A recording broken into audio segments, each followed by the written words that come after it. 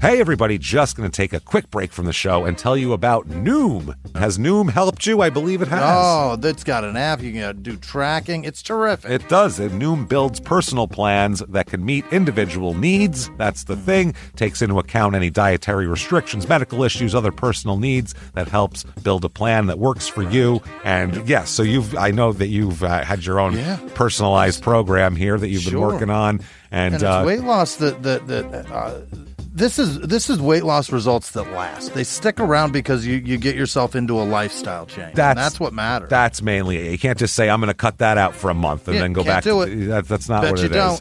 So I'm glad it's helping you. That's great. And it really does. I like the psychology and biology-based approach here. Yeah. Noom Weight uses psychology. That's why they say losing weight starts with your brain, but it also takes into account your unique biological factors, Jimmy. All of your multitude flora and fauna that goes on inside of you there. Sure. Yeah. Stay focused on what's important to you with Noom's psychology and biology-based approach. Sign up for your trial today at Noom.com, Noom.com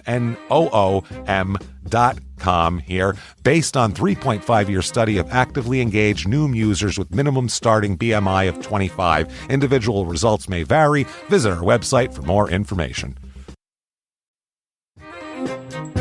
Hey, everybody, just going to take a quick break from the show to tell you a little bit more about Rocket Money. It's the start of a new year. It's the perfect time to get organized, set your goals, prioritize what matters most. And for me, top priority is getting myself together here. Financial wellness, doing that, which that feels important, just feels like adult stuff that you have to do. And thanks to Rocket Money, my goals feel achievable now. They show me all my subscriptions in one place, help me easily cancel ones I forgot that I've been paying for, which happened to me, absolutely happened to me. For years, I was paying for something. I was like, what is going on here? Rocket Money found it and saved me lots of money since then, because it's been a while. So they did a great job here. Rocket Money is a personal finance app that helps find and cancel your unwanted subscriptions, monitors your spending, and helps lower your bills so you can grow your savings. Rocket Money has over 5 million users and has saved a total of $500 million in canceled subscriptions, saving members up to $740 a year when using all the app's premium features. Cancel your unwanted subscriptions and reach your financial goals faster with Rocket Money. Go to rocketmoney.com/smalltownmurder today. That's rocketmoney.com/smalltownmurder. rocketmoney.com/smalltownmurder. Now back to the show.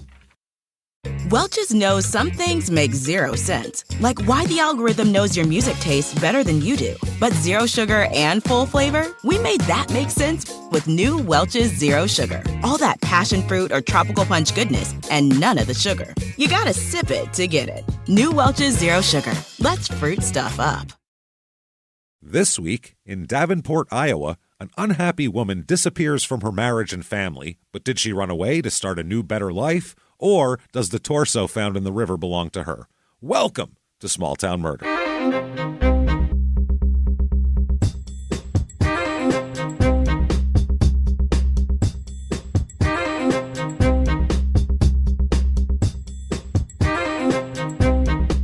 Hello, everybody, and welcome back to Small Town Murder. Yay! Oh, yay indeed, Jimmy. Yay indeed. My name is James Pietragallo. I'm here with my co-host. I'm Jimmie Whisman. Thank you, folks, a tremendous amount for joining us today. And you picked a good day because, wow, do we have a weird story for you. Yeah. A murder weapon we've never had before. Which, great. This is the 465th episode. So to come up with a new murder weapon is something. Deep. Yeah. This is a creative deal here. Yeah, we're going to start a big push toward 500 soon. It's going to be fun. That'll be a big one. Oh, we're getting so close. We're so close. I'm telling you. We're getting there this year. This calendar year. So definitely head over to shutupandgivememurder.com.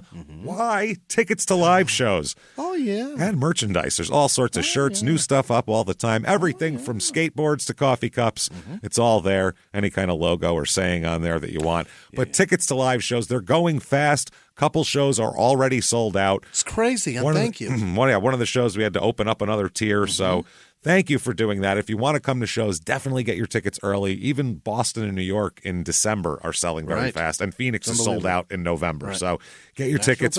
First up, we have First up is Sacramento on April 5th, San Francisco, April 6th. Get those tickets now. If you've never been to a live show of ours, it is not like a lecture. Right. It's not anything like that. We're comedians. We're stand-up comics. It's a comedy show. There's a murder, and you get to see the pictures, and I'm telling you. Real party atmosphere. Yes, it is. And even if people come alone and they make a million friends, it's a good time. Definitely come out to a show. Shutupandgivememurder.com. And if you can't make it to a show, let's say you're overseas or something like that, we got you covered there. Virtual live show. 420 again, we're doing it. April 20th, overseas. They're like, what is that? What month is 20? How does that work? So, yeah, how does that go on? So definitely come out to that virtual live show, just like a regular live show, but in your living room. Right. We had a blast last year. We're going to dress up. We have crazy smoking implements to make Jimmie's head explode. It's going to be fun. Let's do it again. We're going to do all that. One other thing, patreon.com/crimeinsports is where you get all of your bonus material. You bet. There's a ton. Anybody $5 a month or above, you put down $5, you get a couple hundred bonus episodes to binge on. New episodes every other week. One crime in sports, one small town murder, and you get it. My friends, get it all. This week we're going to talk about, for crime in sports, we're going to talk about no other way to put it, a gangster football team owner named Sasso? Paul Sasso from the 70s. He owned a World Football League team and was just a straight gangster that tried to muscle his way into the league. It's wild stuff, and his story is just tremendous. It's wild. Can't wait. And then for small town murder, speaking of a wild story, may as well. Let's get it all out in the open here. We're going to talk about Natalia Grace, the disabled Ukrainian girl who was adopted, and it's a mess of a thing, and the parents say she was trying to kill them, and she says she wasn't. They said she was 23. It's nuts. We'll sort it all out. Who's a liar? How does that father make tears pop from his eyes with that kind of distance? It's amazing. We'll talk all about it. That's patreon.com/crimeinsports, and you'll get a shout out at the end of the show where Jimmie will absolutely mess your name up for you, even though he wants to get it correct. So quickly, disclaimer, it's a comedy show. We're comedians. This is a comedy show. We're going to make jokes. Also, terrible things are going to happen to people. There's no avoiding it. It's called small town murder. It's going to happen. We didn't do it. That's the thing. What we do is we go out of our way to not make fun of the victims or the victim's family. Why, James? Because we're assholes. Yeah, but we're not scumbags. That's how that goes there. Yeah, there's plenty of other stuff to make fun of. We get to make fun of a murderer. That's awesome. We have no other recourse as people. Unless you're on a jury, you can't, do anything to anybody who's a murderer, really, except we can make fun of them, and that's what we do here, and all the other stuff that goes around with it. So if that sounds good to you, oh my God, are we going to have a good time. If you think true crime and comedy should never, ever go together, maybe you won't like the show. Maybe you will. All I know is don't be offended because you've been warned. There you go. No bitching later. That said, I think it's time, Jimmie, and everybody else out there, wherever you are, I don't care if you're in traffic, get out of your car, stand on your hood, arms to the sky, take a deep breath, and let's all shout, "Shut up, give me murder." Let's do this, Jimmie. What do you say? Let's do this, everybody. Let's go on a trip. Let's go. We're heading somewhere very exciting. Yeah. Iowa. That's... If everybody out there, maybe if you take a family vacation, you go, well, we're going to plan the family vacation this year. And the kids go, Iowa, right? Like they all gather around, and it's not Disney World or it's not this or that or Six Flags. It's Iowa. That's where we want to go. I have a beer koozie from when we went to Des Moines. Yeah, that's exciting. It doesn't matter. They gave me a beer koozie that says, Iowa, let us impress you with our mediocrity. And that's exactly, they own it. And the people there are very nice. Yeah. They are in competition with Minnesota. Minnesota has Minnesota nice, and they call theirs Iowa nice. So they're in straight there. And the biggest rivalry in the whole area is Minnesota and Iowa. These states hate each other for some reason because it's like, you think you're nice. Fuck you, buddy. I'll show you nice. Yeah. See these people stranded on the side of the road? I'm going to fix their tire. And if it doesn't work, give them a ride to a service station. What are you going to do? I'm going to fucking kill you. Literally kill you with this kindness. That's how I'm going to do it. Now, Davenport, people will say that's too big of a town. It's bigger than our normal town that we do, sure is, but it still definitely feels like a small town. The people that live there say that in our reviews. They're like, it's a small town, even though it exceeds our usual population limit. But the case is so crazy that we had to do it. It didn't matter. Yeah. It was one of the, there are rules. We can break them. It's not like these are imposed by anybody. We put stupid rules on ourselves. Dumb rules on ourselves that only hinder us. That's fun. Let's do. The hell's wrong with us? All they do is handcuff us. This is what comedians are. It's self-sabotage over and over again. We don't know what we're doing. This is in eastern Iowa, over in the Quad City area here. Okay. The Quad City, which is a real stretch it's a lot of confidence to say the Quad Cities with those places because altogether. It's not Philly, New York, Newark, and fucking what else would be right there? I don't know, Boston over there, Hartford maybe. Throw that in the mix. I don't know. But that's cities. This is how dare you with your East Moline and Moline? You're putting one city twice. That's not 4 cities. You're all Moline, okay? Just pick your corn and deal with it. It's try at best. That is it. And I know people from Iowa, and they are very nice. They are. It's about 2 hours and 35 minutes to Des Moines, which is where we were there. Right. About an hour 20 to Cedar Rapids, and about an hour and a half to Earlville, which was our last Iowa episode 420, Cheating, Lies, and Corn Rakes, which it was an express episode. We talked about a town called Earlville? Earlville. It was all Earl. Everyone there was named Earl. Wow. This is in Scott County. Everyone here is named Scott, obviously. Yeah. Area code 563. Motto of this town. The first one is Iowa's front porch. Is that right? Which is, Iowa's. That's just very welcoming. People sitting out there whittling. That's all it is. When you come up to the border. Come on over and talk about HOA issues. That's it. Or working together to serve you is the other one. I don't like that. That sounds like a motto for a government agency. That doesn't sound like a town. A little dirty. It's that we also. Will all suck it. The motto of the best strip club in town. That's what that is. Working together to serve you. Yeah. 2 for 1 price. Her tits, my ass. Come dances. On in. So a little bit of history of this town here. In 1803 was the Louisiana Purchase, which Iowa is part of. Is that right? Oh, yeah, because it went up everything west of the river.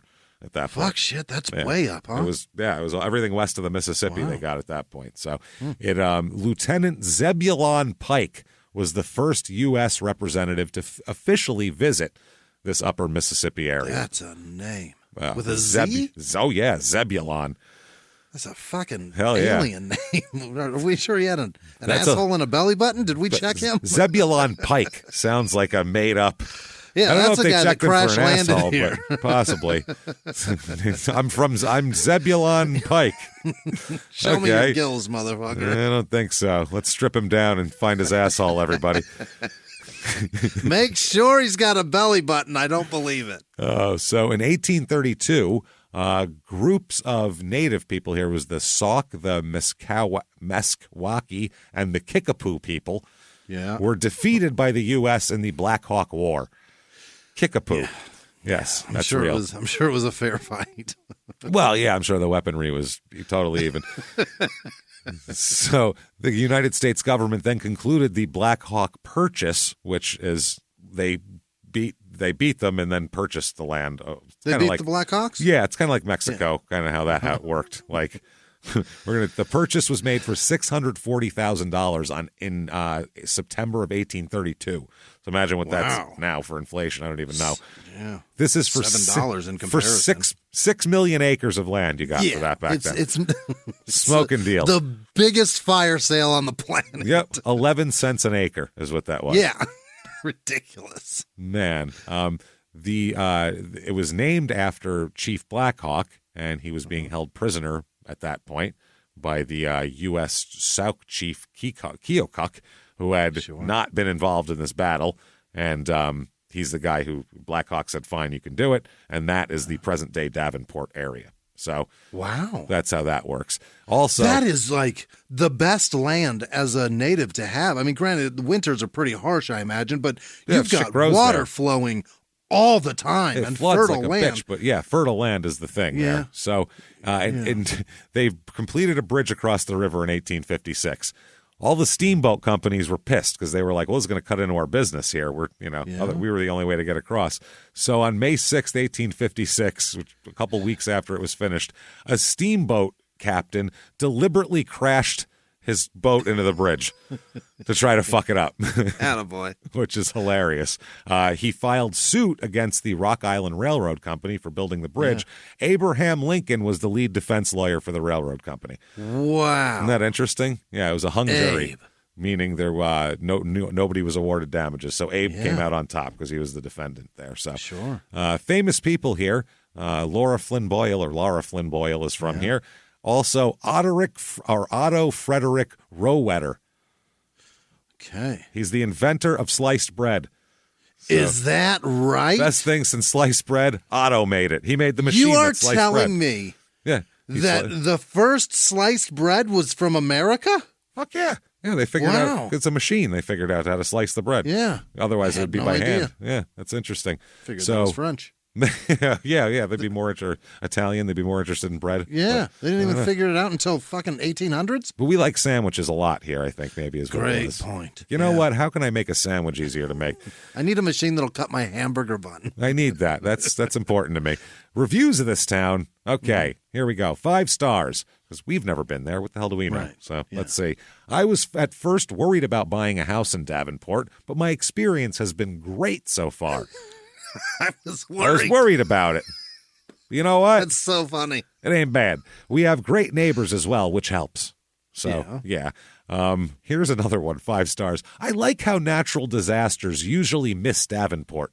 Usually. I like how they know better than to come around here. It's a tough town. They say, no tornadoes here, buddy. Pretty nice over there. We'll go over this way. And it's a pretty safe place to live. We'll be the judge of that. We have statistics. I've lived here since birth, and I don't plan on moving away. Is that right? Oh, man, here we go. I guess so. 4 stars. Davenport is a perfect place to start a family. Iowa nice. Truly is a real thing. However, Davenport is a small town in Iowa, so expect the smell of fresh farm every once in a while. You know what that is. AKA shit. Expect to smell shit here and there. So then they talk about how to smell livestock. You're definitely going to do it. Davenport has recently built several new fast food chains, which is nice if you're not trying to be healthy. Okay. There you go. Okay. It's 2 stars. I can never find jobs that fit me or that are legally okay to work for. What? It's all it is either a collection for the gambling racket or I'm just not good at it. I don't know what it is. Prostitution or accounting, which I have no training in. Those are the only 2 jobs there are. You rethinking those face tattoos you got in 1996? Is that what it is? Legally okay to work for. I don't know what that means. Or am a good fit. That is hilarious. And finally, 1 star. This person really hates this place. Yeah. This sounds like it's like a teenager who can't wait to leave. Wow. This is hands down one of the trashiest and depressing places I've ever lived in, and I've been all over the country. Honestly, worse than living in a third world country. Calm down now. Stop it. You can still get Fruit Loops, so relax. Yeah. You flush a toilet and it goes bye-bye. Stop poop goes away. That's a big deal. Yeah. You kick that poo. You're a kick-a-poo now. Genuine, certified. Yeah. Extremely. Your baseline is flush it away? Come on, man. I'll take it. I'm in. You have air conditioning. Extremely poor, illiterate, and depressed people trying to get out of there and don't have the money for it. Junkies, alcoholics, and aggressive drivers. Oh, like a city? Junkies to everything from junkies to bad drivers they were covering there. It's a big range. Young kids leave right after high school and never look back. And then to top it off, everything's more expensive than major cities in the U.S. No, it's not. Probably not. What a jungle! Exclamation point. Keep driving. Not sure why you need all those huge gas stations on every corner. Because truckers go through there. Right, because you're in the center of the fucking country. Crossroads of the country. People going in all directions. Is the 40 through there? Is that what it is? 80? No, the 40's down south through Arkansas. Arkansas, Oklahoma. People in this town, 101,725. Now, in our story, takes place a while back, so the population's a little bit different, but that's what there is now. So, a lot of people, but it's spread out. It's not an urban environment at all. And does Davenport encompass all 4 of those little cities? I don't think so. I think it's... No? I don't know. Each one's different? I think they're all different. It might be all the same. Who knows? That's the thing. It's Iowa. We don't know how they're counting it. We don't know if they're counting corn husks as people. I don't know.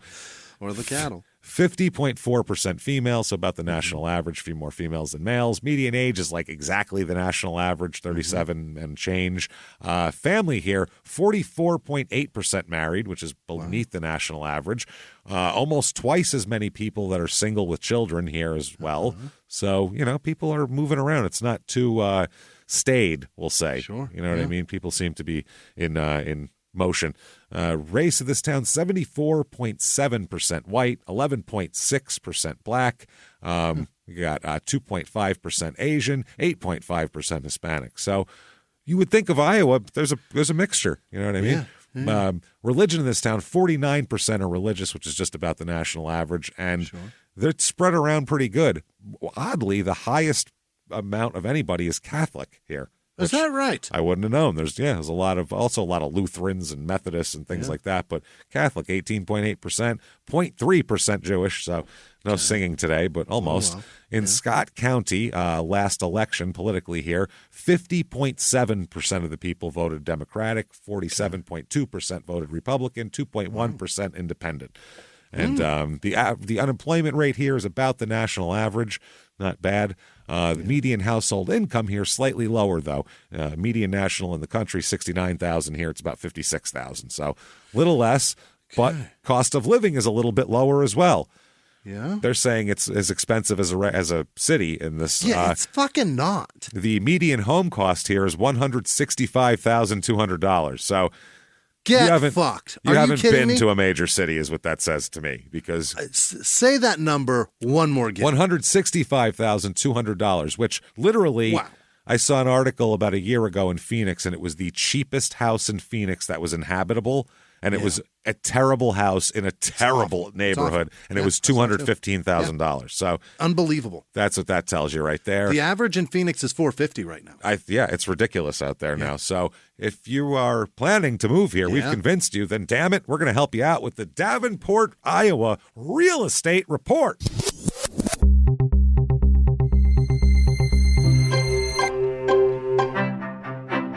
Your average two-bedroom rental here goes for $900 a month, which is much lower than the national average. Your first home here, 3-bedroom, 1-bath, 1,042 square feet.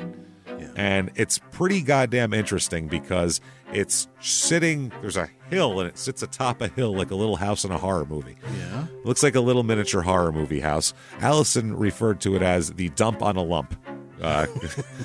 Because our research person, Allison, because her high school was located on a hill, and that's what they used to call it. So this is appropriate for that. The dump on the lump. It has chunks falling off the hill. It doesn't look great. Boy. $39,900 though. So what? I mean, the inside needs work and shit like that. But I mean, come on. Just what's a little black mold going to do? Yeah, that's $30 a square foot, right? That's not bad. That's not bad at all. Can't do the math on the fly, but I think it is about that. Yeah. So 4-bedroom, 2-bath, next house, 2,821 square feet. It's a nice little house. It's old. It's 100 years old. They redid it in a more updated fashion, probably got rid of some of the charm of the house, which is kind of shitty, but it's a bland, decent house to live in. 2,821 square feet. If you got a bunch of kids, $205,000. Holy shit. That's cheap as shit. 3,000 square feet. Man. Then there's a 4-bedroom, 5-bath, T-bowl for each and every B-hole, 6,080 square feet. It's a big goddamn house. And it's fancy stonework above the doorway. Very nice. It's a beautiful looking house. It looks old, and it looks like an old Tudor house. It's really, really cool. $610,000 for that, though. How?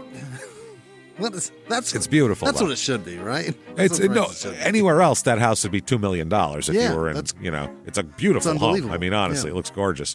So things to do here. Number 1, ice stravaganza. Okay, yeah. The ice stravaganza, which, by the way, was canceled this year due to extreme icy weather. Which is one of the funniest fucking things I've ever heard in my life. Doesn't that make it better? It would give you the mood of it, the whole thing. That's we got all the ice. Canceling the Christmas parade due to snow. It's like, no, that's going to only help. A little snow on top of Santa's red hat. Yeah. Motherfucker, I'm in the mood for Christmas. Makes the best pictures you've ever seen. I'll punch somebody for cookies, man. Hand them over. I'm in the spirit. I'll punch the old man's wife. Let's go. Yep. So they said when the weather clears, a few sculptures were already completed. So they, quote, encourage folks to come downtown and support the small businesses, even though they're not going to have a festival. It's unbelievable. Sad. And also there's the German Fest, which is in partnership with the German American Heritage Center. And they team up to put on the German Fest. It's a free event to celebrate the rich German culture in the area. And the Die Musikmeisters band will be playing. Die Musikmeisters. Die Musikmeisters for 4 hours, from 12 to 4. Holy. A German polka band. 4 hours of German polka. Wow. Imagine beer and the sun and 4 hours of German polka. You'd be like, oh, Christ, I'm going to stab myself. There's ever been a culture that's good at torturing people. That's the one, man. Holy shit, in every way possible. They have 4 to 8 p.m., then the Dern Dolls come on, and they're an Alpine folk band. Oh. They're going to pick up the pace a little bit with some Alpine folk. I don't know what the difference between Alpine and normal-ass folk is. Seems like it's all there, right? The same. The games they have, amazing. Okay. The one game is the Stein Holding Contest. Okay.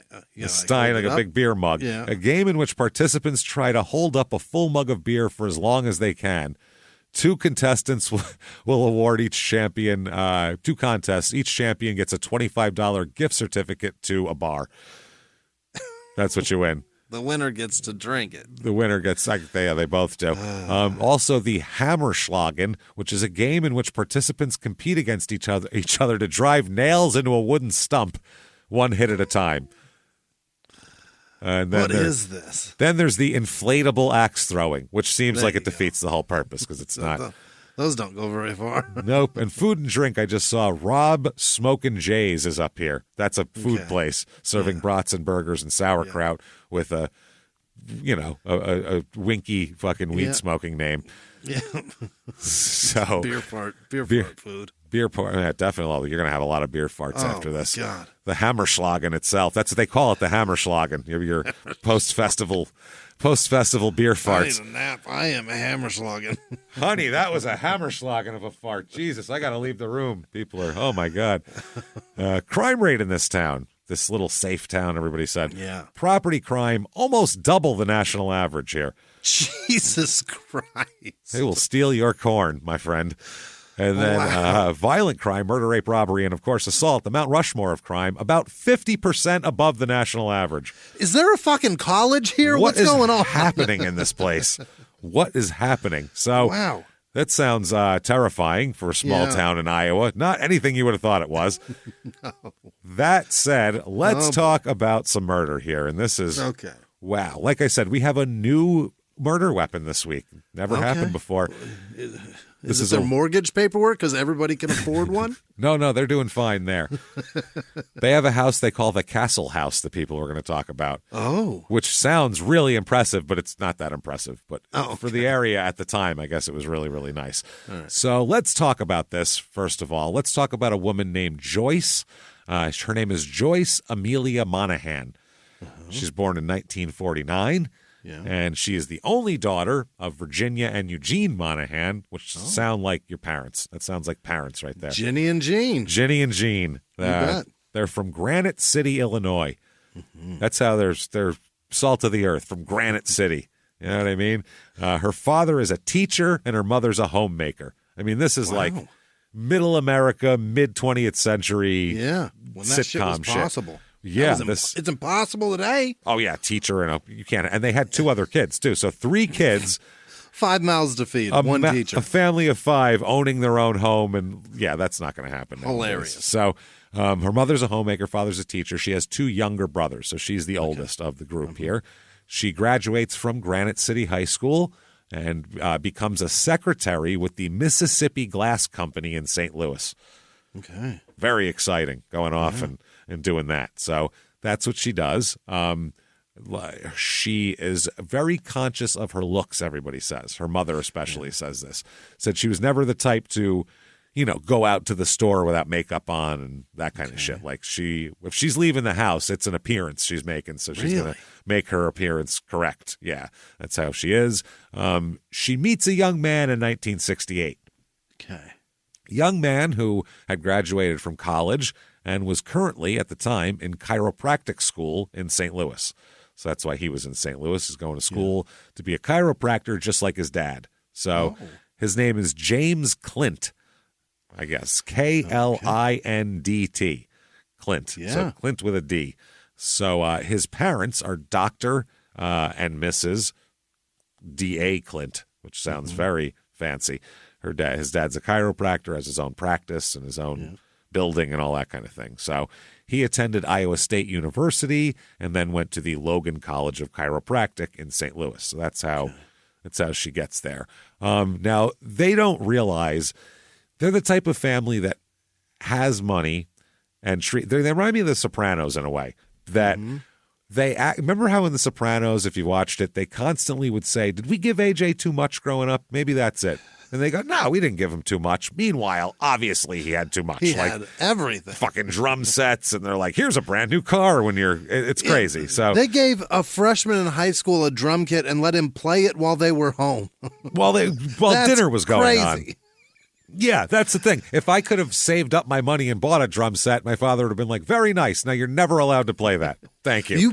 If I hear a fucking beat, you can play that when no one's home. No, we're always here. Well, tough shit then, I guess. Best of luck learning anything on that, because no, not happening. Yeah, they gave him everything. Well.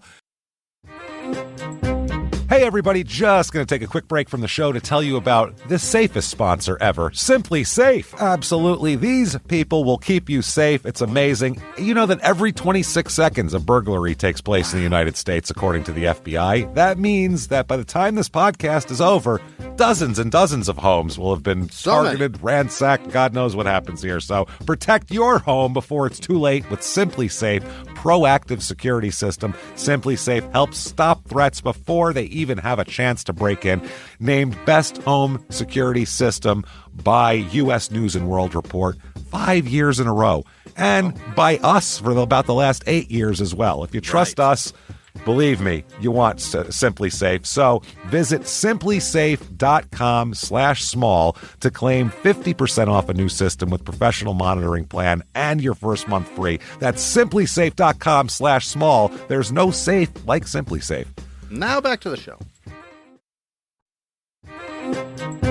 This show, Small Town Murder, is brought to you by BetterHelp.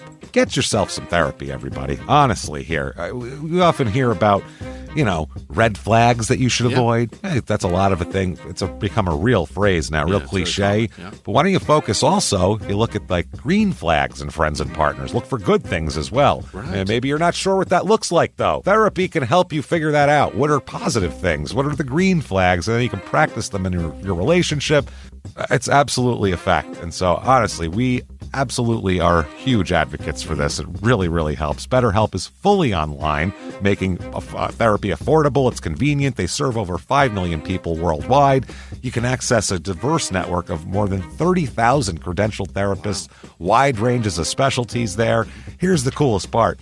You're not getting along with your therapist, you're just not feeling it, you can switch at any time, no extra charge. Wow. The thing is, they want you to get help. That's it. And you can do it with BetterHelp. Discover your relationship green flags with BetterHelp. Visit BetterHelp.com/smalltownmurder today to get 10% off your first month. That's BetterHelp, HELP.com/smalltownmurder.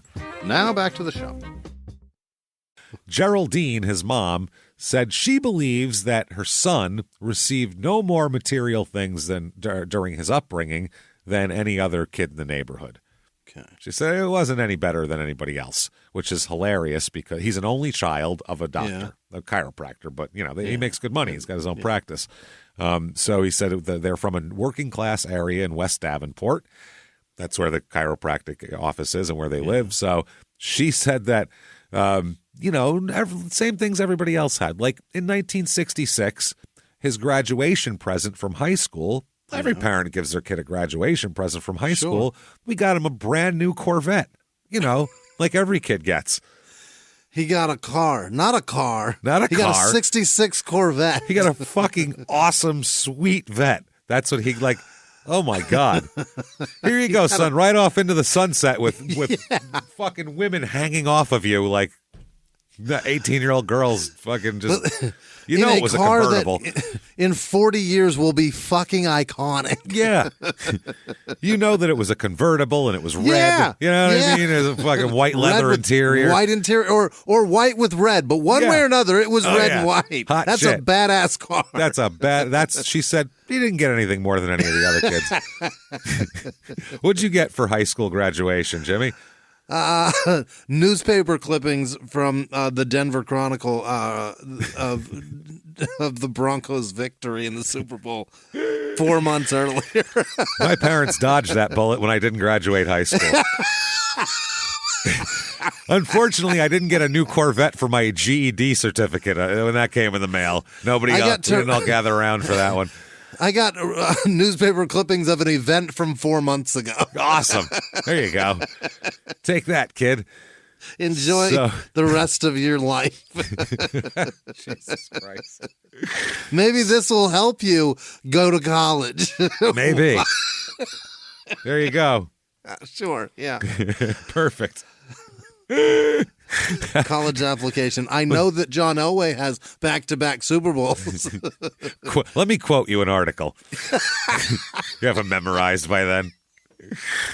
Ridiculous. Oh, man. So they end up dating for about a year, and then in 1969, Jim and Joyce get married. Uh-huh. So they're going to get married. Isn't that nice? They fell in love and got married in 1969, the summer after she graduated from high school. It's a very, mid-century, middle American story. Beautiful 60s life. Yep, she loved him. She said he was unlike any other guys that she met. He was had ambition, and he wanted to be successsul. He was just going to he wants to follow in his dad's footsteps. His dad did, yeah. We seem to be doing well, so why not? Right. So that's what he was. But even her mother said that wasn't the only reason she married him, but that played a part in it. He was more ambitious than some of the other boys in the area, and they liked that. So in 1971, they have a son. This will be their only child. His name is Bartley. Really? I did not know Bart had a fucking longer version, by the way. I didn't know Bart was short for anything. Bartholomew, yeah, but Bartley? Bartley. Bartley. I mean, that's just an ingredient for beer plus another letter. That's all that is. Yeah. Well, that's something you call your friend whose name is Bart when he comes up. Bartley, my friend. What's happening today? You know what I mean? You're fucking around with nicknames. Bartley, what's up? Bartley. Yeah, sounds like what you call a golden retriever. Yeah, Bartley's a great name for a dog. Everybody out there, next dog you get, first person we get who shows us a puppy named Bartley, we'll do something for you. I'm not sure, but it's... I'll send you something for sure. That's Small Town Murder on Instagram. Send your picture of your new puppy Bartley, and we will send you something. I don't know what yet, but you'll get something. Bartley, it's not a half-bad name at all. It's great. A great dog name. Yeah. It's perfect for a dog. It's a real... person, we should have named Oscar Bartley. Yeah. He seems like a Bartley. That's he runs around. That's a cowboy name. That's a cowboy dog. You bet. Yeah. So they end up moving to Davenport once he graduates from chiropractic school and everything, where he works as a chiropractor. So they're going to start their life Indiana, there. right? That's Davenport, Iowa. No, but they were from Rock Ridge. Where were they from? Granite City? She's from Granite City, Illinois, but was living in St. Louis working for a glass company, and he was going to school in St. Louis. Right. Okay. But he's from Davenport, so they go back to Davenport because his family name is good for chiropractic. Hell yeah. In Davenport, so that's where they're going to go. All of her friends said that she, meaning Joyce, quote, built her life around Bart, around the kid. Uh-huh. She was really into raising this kid and really... all into that. They said that Joyce would play basketball with her son, and because he would work long hours at the office doing the chiropractic shit, because they're open into the evening. They don't close at 4. So, she would drive Bart to and from school, take him to swimming lessons. Great. She would, show up at school and do the PTA meetings and stuff. Whole mom thing. This is very middle America. Awesome. Of the time. She, like I said, they moved to Davenport, and she originally, her ambition while she worked at the glass company was she wanted to be an airline stewardess at the time was the job. Mm-hmm. which back then women strived for that job because. And the funny thing is, I read a book. There's a book called Fly Girl by this old flight attendant. Yeah. That's a nice way to put it. Hey, this old broad who fucking flying around. But she was a flight attendant in the 70s. So she was talking all about stories about that. I found that shit interesting as hell because it's a different time. And she said a lot of the girls got the job because back then they had you couldn't weigh more than this. You couldn't be this more than this tall or less than this tall. You had to be attractive. They were trying to draw first-class customers in with, good. Yeah, and a flight was an event back then, too, whereas now it's like you go to the airport and it's just every dickhead hates being there because this is like a taxi to them. Yeah, fuck, I got to do this again. I'm doing this again. And back then it was exciting. And they were looking for this in the book, she said that a lot of the girls who got into it to find husbands, and a good place to find husbands is in the first class cabin where guys can afford to be in the first class cabin. They said something like it was 83% of the stewardesses were married and retired from stewardessing by the time they were 27. Because they would I can't remember the exact stat, but it was something like that. It was a ridiculous amount would marry. Most of the time it was guys on planes. And now they just go to the Phoenix Open. Yeah, that's it. Yeah, they're not going to fucking talk to you on a plane now. No. I don't blame them. Go to a golf outing and meet a man that has a shitload of money there. Imagine being hit on by some fucking fat dipshit with bad cologne and then having to sit in a tube with him for 4 hours after you don't want to go out with him. That's terrible. So that sounds like a bad job. So in the 70s, though, she kind of gave up on that because she was comfortable and she was happy to raise her son. And if you're an airline stewardess, it's a difficult job with a child, I would think, a young child that you like doing all the school stuff with because you're out of town. Well, there's that. And then at that age, they're not sure they're resilient, but they get hurt a lot and get hurt easy, or they get sick. And you can't be in fucking Pittsburgh waiting on a layover, and this kid's throwing up. You can't just hurry home. That's tough, especially if he's got a chiropractic practice and all that kind of thing. And he's got a nasty storm in Pittsburgh, and she can't get off the ground. She's you know stuck what I mean? there. Yeah, I don't know, kid. Throw it up. Get it out. They meet a couple near them and become best friends with them. So they have a couple that's best friends. Mary Ann and Donald Roth are their neighbors.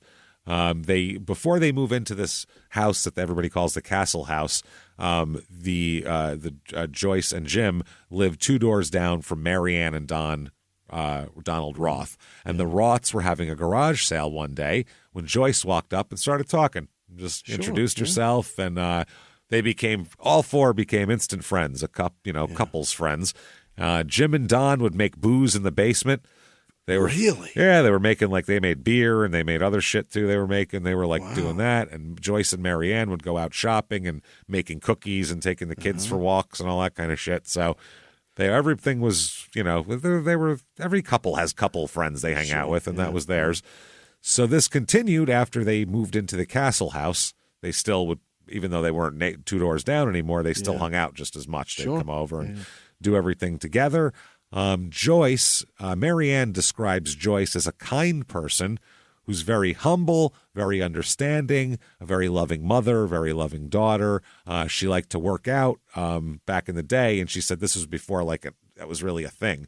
Yeah. In the 70s, people didn't really work out as much as they did. It was a kind of a really on the cutting edge at that point. Yeah. In the early 80s, gyms and exercise and aerobics and jazzercise became huge. Big industry. But she was still doing that before that became a thing that everybody did. Before Suzanne Summers. Yeah. So they lived in 1980-ish by that time.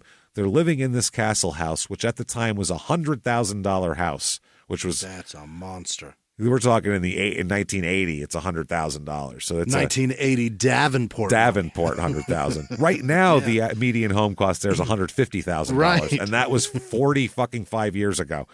So think about that. Fuck. And I have a picture of the house, Jimmy. Check it out. Here it is. That is a 2-story living room right there. This circular, the brick. It's like a regular house with a brick circle on it like a turret. It's a turret. It's a 2-story living room that looks like a castle turret. I don't know if you can see the castle things on top there. And so on the other side of the house, is it the same as that side? So it has 2 of those in the turret in the middle? No, that's just the turret on one side, the big turret on one side, and then a house next to it. It's a very unique-looking house. It's a weird-looking house. Yeah. It's bizarre. It's a 3-bedroom, 3-bath, 1,989 square foot house. So not necessarily a castle size, just a castle piece attached to it. Through this whole story, it is described as lavish and like... It's a normal-ass 2-story house with a rook welded to the side of it. Under 2,000 square feet. You know what I mean? Wow. But, I mean, they describe, I guess it's very nice and they have nice things, maybe, is why they describe it that way. But it's everyone describes it as just, this lavish thing in this, oh, my goodness, this amazing house they have. It's 1220 Royal Oaks Drive, and it recently sold, actually. It sold. It's still there. Oh, yeah, 2023 it sold for $345,000. Wow. So it's still fucking exciting to people. Yeah, it's different, I guess. So at that time, they're living in that house. They have 2 cars. They have a 1978 Cadillac Seville that they bought new and they still have, and then a 1981 Volkswagen Jetta as well. So this is right when that's pretty new. We're talking like I didn't hear a fucking word about a 66 Corvette. Nope, he doesn't have that anymore. I'm sure he got rid of that. He's got a Jetta instead. Yep. Probably family thing, once you... Heartbreaking. Probably sold the vet when the kid was born, I bet. Because that shit doesn't even have a trunk. Yeah. There's not even room for fucking groceries in that car, never mind a child. And they also have a 28-foot cabin cruiser that can accommodate 17 passengers. Fuck yes. If you don't know, that's a big-ass boat. That's a badass boat. He's got a big old... That's like the Stugatz, basically, right? It's a 30-foot... The Stugatz is probably 50 feet, but it's a little bigger. This is lake going. This is a lake going Stugatz. It's a lake Stugatz. Okay. Yeah. A lake dick. Perfect. So... now she's described too as stylish and beautiful, Joyce, at this point by her friends. A good friend who's devoted to her family and devoted to her husband, her son, and her parents and everything like that. A close friend of Joyce is named Dixie Simmons, or Dixie Simons, I believe. She described Joyce as quote unquote ultra femme. Very girly. Yeah. She liked skirts. She didn't like pants. Lipstick is her favorite. She knows all the shades. She liked ruffles and bows and girly, middle America girly shit. Looking like she's in a pageant type of shit. Pink gal, sure. She usually wore heels all the time. Oh. And even like to the grocery store, she'd have heels and a skirt on, and she'd have all her jewelry on and all that kind of shit. She was fancy. How are you going to go to the lake like that? Go on. I don't know. I mean, you could pop yourself on a boat like that, I suppose. I've seen women on boats, and I'm just like, why are you dressed like that here? What are you doing? You're going to get the spray on you. I mean, you're going to fuck those shoes up in this and that water. makeup, too, on top of that. They got Louboutins at the lake. At the lake. So she was, especially a lake, that makes it worse. The ocean's one thing. It's a lake. Lake water on that. It's not going anywhere. It's just a big non-moving tub of water. That's a catfish down there. You don't want your shoes near catfish. You got carp shoes now. That's not good. She's described also as talkative and active, and but sometimes has trouble with asthma. She's got some asthma problems, which she might have allergies out there in the fields. Who knows? Yeah. So James is described here, her husband Jim, is described as a, quote, man's man. Dixie's husband is a man's man. No. Joyce's husband. Dixie's Joyce's friend, describing Joyce. Okay. All right. So Joyce and Jim are a man's man and an ultra femme, as described by their friends. Okay. Seems like a good couple. He loves to hunt and fish and crack people's necks and shit, obviously. He loves the smell of fish guts. He's a gun enthusiast, too, with all, collector with all of his hunting. And he owns 2 boats, the 28-foot cabin cruiser and an airboat as well. Really? A fan boat? I guess so, yeah. One of those airboats. That's awesome. This guy. Fuck yes. What is... Man, they're living some Iowa life here. This is some shit. Shallow water boat? That's awesome. Shit, yeah, lake boat. So 1983 comes around, and they're starting to talk about getting a divorce, these two. Really? And it's not one person saying, I'm going to leave you, or the other person saying, I'm going to leave you. It's they're talking to each other and seem to be, over the course of about a year, working out kind of, trying to work out an amicable type of divorce while they're living their lives. Is there anything more beautiful? It's nice, I suppose. Yeah, it's good for the kids and everything. But it didn't quite work out. That might be the more way... beautiful than like falling in love and living until you die together. Oh, yeah, because death is inevitable. And for the most part, I mean, honestly, how many relationships that start end? Right. Most of them. Because you figure yeah. half the marriages end, and that's Right. marriage. How many relationships end before marriage? Right. 95% of them. So, I mean should it's be like 100%. It's like a 98% failure rate. Right. So it's crazy. It's much. I think it's a Seinfeld thing too. George Costanza was saying how it's you don't judge people by how they are in a relationship. You judge them by the breakup because that's Right. always going to happen. Absolutely. How would I break up with this person? Because that's So anything where it's an amicable, we discuss it It's over amazing. time. It's very mature. Right. We take as much preparation to end this as we did to build this. That's beautiful. I fucking love that. Yeah. But she also, Joyce, was kind of uneasy about it. She didn't really want to do it that much, but then she did at certain times. She was willing to deal with the problems and work shit out because they have, like a 12-year-old son at this point in 1983. Right. They have young Bartley has to be considered here. Yeah. So March 13th, 1983, Joyce is not aware that her husband has decided to proceed with the divorce because they talked about it all, but he's actually got paperwork that he's filed and everything now. And she finds out about it. Oh, so she's like, purchase. You can't get it done and then talk about it. No. And they had gone and seen a lawyer together as well, like the year before to talk about how to, that they could distribute their property amicably and all that kind of shit. But she ends up finding papers in his office. So she decides to go get her own attorney because she's like, oh, my God, this guy's going to fucking leave me with nothing here. I didn't realize he was doing this. I thought we were doing this nice. So she borrows money from Don and Marianne, the friends, right, and hires a lawyer. The Roths, yes.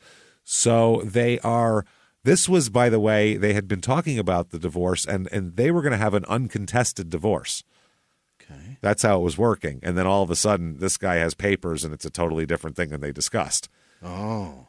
So her getting her own lawyer now delays the action of the divorce and cancels the proposed agreement as well that they had. They had they had numbers worked out and everything. Shit drafted and drawn up and ready to sign, and then he changed you can't do that. No. The goalpost. Joyce was going to get $4,000 of the couple's holdings. I guess, I don't know if they had stocks or whatever. Yeah. They also had 5 cars, apparently, so maybe he did have the vet. Those are the cars they were driving. In storage. It's got to be. They have the boat, and they have, at that time, about a $90,000 to $100,000 home. Okay. So, but she's only going to get $4,000 out of the entire deal, which doesn't seem fair, I would say. That's not very equitable.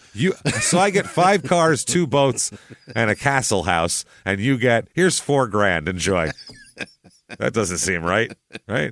How long have we been married? Fucking 13, 14 years? 14 years. They have a kid.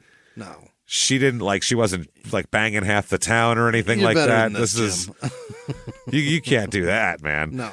So Jim tells his partner Dennis in their chiropractic business that he feared his wife would, quote, get everything if she contested the divorce. So he didn't want her to do that. So anyway, they were she's trying to get leverage now because she knows he's trying to fuck her. So now she's like, all right, I'll fuck him right back. So her and a friend go to a Davenport, Iowa parking lot. Okay. On the night of March 16th, 1983 here, and they stake out the parking lot, and they suspect that Jim he's got a van, and the van is there, and she says that she thinks this is her husband. He's there using this van to buy drugs. So she's trying to stake this out so that she could say in the divorce proceedings, if you don't give me shit, I'll tell everybody about the drugs. Okay. For a doctor, that doesn't look great. No, it doesn't. So the friend of hers, Dixie Simmons, again, she's back in the mix. She said that she and her husband had once smoked weed with them, with the 4 of them had smoked weed together at Jim's suggestion. Jim said, you guys want to smoke a joint? And they were all like, yeah, sure. Okay. And now she's trying to talk he was bringing it out. If you say you want to smoke a joint, everybody smokes a joint. I don't want anybody talking any shit about it later on because you all are involved in this. We all did it. It's just We all did he it. had it. He had it at the ready, so he's a terrible pothead, a problem. Yeah. And I don't care if you could probably chiropract. Does that have that the verb of that? I don't know. You could probably crack bones better stoned. You could like feel it and be like, yeah, right there. That's better. I don't want to More besmirch the good name of chiropractic. Oh, I will absolutely besmirch it. Don't touch me with that crazy shit. Fuck out of here with that. And some people it works wonders for. Yeah, I had it done and I left worse off, and I fucking hate it now. I have a cousin and my father that did it on and off for years, and they always, it's relief. It's great. Yeah. They love it. They swear by it. My mother one time did it, and the guy totally fucked her neck up. She had to have surgery and all this type of shit. So it depends a lot on who you're going to, probably. So it's not really. I went because I had a pinched nerve and he'd pinched it worse, and I was fucked up. All I know about chiropracticness is this. Remember the Ultimate Warrior, the wrestler? Yeah. Who they'd come out and he'd be like, he'd be shaking the ropes, and we talked, he'd be like, Before he was a wrestler, that guy was a chiropractor. So. Imagine that guy coming in, grabbing your fucking neck and twisting it. You're like, oh, my God, Jesus, help me. Veins popping out everywhere. If you're young and don't know who that is, look up The Ultimate Warrior, and you'll go, oh, my God, that guy who's cracking necks. Are you kidding me? That guy used to give people traction. Holy shit. Yeah, there's so many people. They come in and their heads backwards and shit when they leave. They're still in one of those foam collars today. Yeah, still. So, so Joyce goes to her friends, like we said. She also, the Roths, in addition to giving her money, also helped her stash some of her stuff there as well at their house. Okay. She hid her car in their garage. Okay. And she also... The Roths gave her money to hire an attorney and all that kind of thing. And then she'll also hide some like jewelry and credit cards and shit she has over there as well. I mean, she's hiding things that are very easily repoed or canceled. You know what I mean? Like, a car, you could get it if you want. But all of her, I don't think it's. I think they probably own it though. I think. Right. I don't think he's going to take it from her. You know what I mean? No, and also like her jewelry because that's expensive. Yeah. So all of the high value stuff that she owns, that belongs to her, is she's getting out of the house, which is an interesting thing. So on March 17th, 1983, Joyce secretly records a 45-minute conversation with Jim, with her husband, in which she'll end up giving this tape to Don and Marianne, the Roths, for safekeeping, along with a few other items, like we said, jewels and documents and things like that. So this tape is a wild fucking ride, and it's a lot of fighting. 45 minutes of a fight. Of contention with people who are in the middle of a divorce. So that's fun. I don't want anybody having those tapes. Yup. The tape mentions drug dealing, and she brings up his drug buying and dealing, accusations of income skimming and income tax evasion type shit. She's saying, you're not claiming this. Talk of a girlfriend of his as well, and how the property and custody would be divided. She's trying to get everything on tape is what it is. Yeah. And toward the end of the conversation, this exchange takes place here. Okay. Jim says, quote, why was I lying to you? Joyce says, and trying to kill me, stuffing my head down the bed, and Jim says, I was trying to kill you, yeah. Joyce responds, pulled my head down, and Jim said, this is amazing. This is like, it's so funny. When people kill people, you go, what reason would you have? Well, Jim just sets it out really easily here on a plate for you why you would attempt to murder someone. I was trying to show you how much I didn't want you to get a lawyer. By suffocating you. I thought that would do the trick. Yeah. I thought you'd understand at that point that I really don't want you to. Yeah, that is, wow. So Joyce says, oh, you hurt me. You had my head down in the covers and told me you were going to cut me up in little pieces and I was going to die. I thought she was going to say he was farting like a bat. He went to German Fest earlier. You had so much crowd. Dutch ovening the fuck out of me. So she said that, you said you were going to cut me up in little pieces and I was going to die while you held my head under the covers, which sounds terrifying and not great. Why would you say such a thing? Well, Jim has an answer.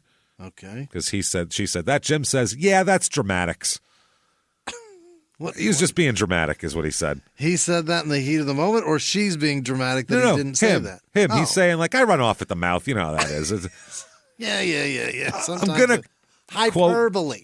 Cut you into little pieces. Doesn't mean it's like you see, you go, I could kill that guy. You don't actually want to kill him. You know what I mean? You don't actually want to take him, suffocate him, drain his body of blood and cut it into little tiny pieces and hide it all over the county. You don't actually want to do that, Yeah, but I said that my high school girlfriend's pussy was the size of the Grand Canyon. I didn't mean it. It's not really. You can't actually throw a hot dog down a hallway, you know what I mean, in her pants. Like, that's not actually possible. If I threw that, it'd get stuck. I was just hurt that she had sex with my friend and didn't like me anymore because I didn't know what I was doing in any capacity of life because I was 17. But you know how that goes. I also didn't understand vaginas, nor that they don't stretch like that. Yeah, I didn't get it. I didn't get that she didn't have 14 children already, and maybe that's impossible. So you know how it goes.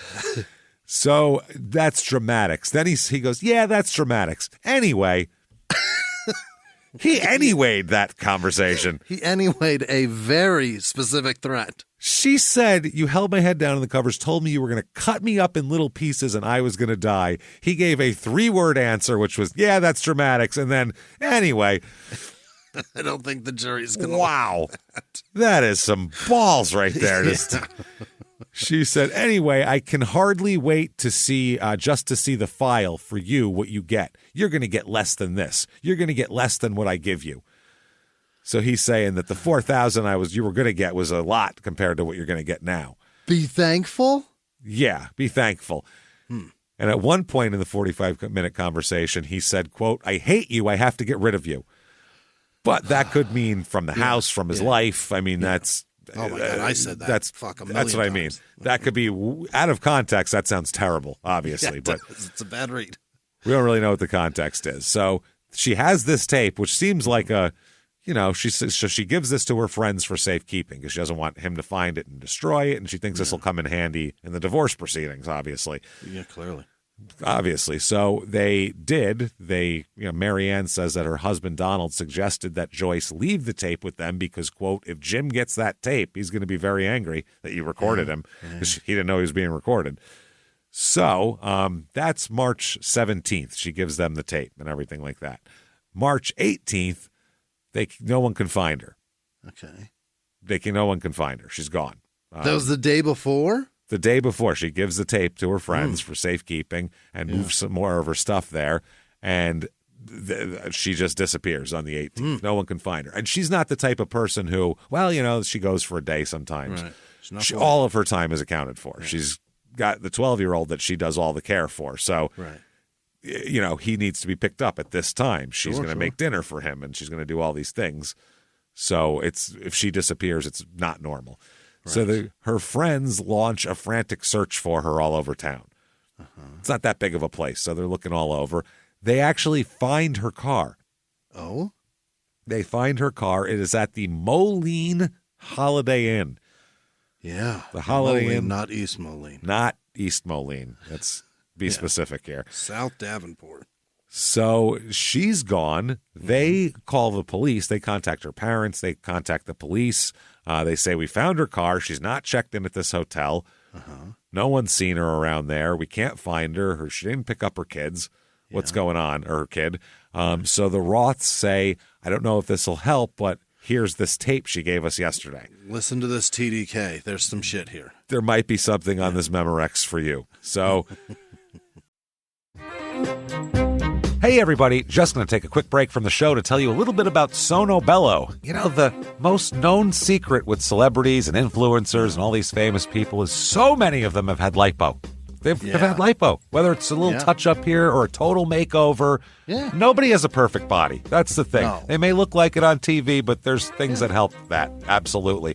Lipo now has changed, and Sono Bello's been at the forefront with using LAL technology and getting those beautiful and natural outcomes for each person. Looking real natural. Our friends at Sono Bello are offering their best deal. You're now included in their winter savings event, but appointments are limited, so please get on this. Sono Bello doctors are masters in micro laser fat removal, a brilliant technique that removes stubborn fat permanently wherever your problem areas are. Tummy, love handles, thighs, arms, it's gone in one comfortable visit. Eating healthy and workouts are great. Keep doing that, but if you want to lose that stubborn fat in one visit, check out Sono Bello. Save big during their winter savings event. Schedule your free consultation now at sonobello.com/smalltownmurder. That's sonobello.com/smalltownmurder. Now back to the show.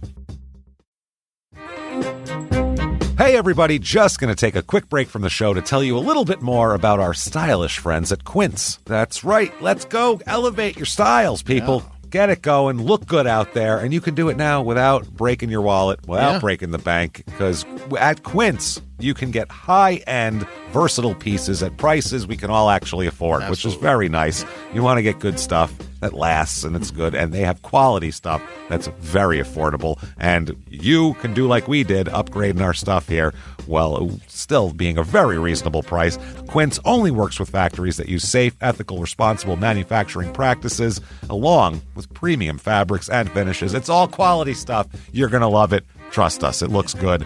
And I've got the leather jacket. It's a very high-quality item. Real nice, soft leather. Yeah. Jimmie's got his linen pants he's rocking. Yeah. They're terrific.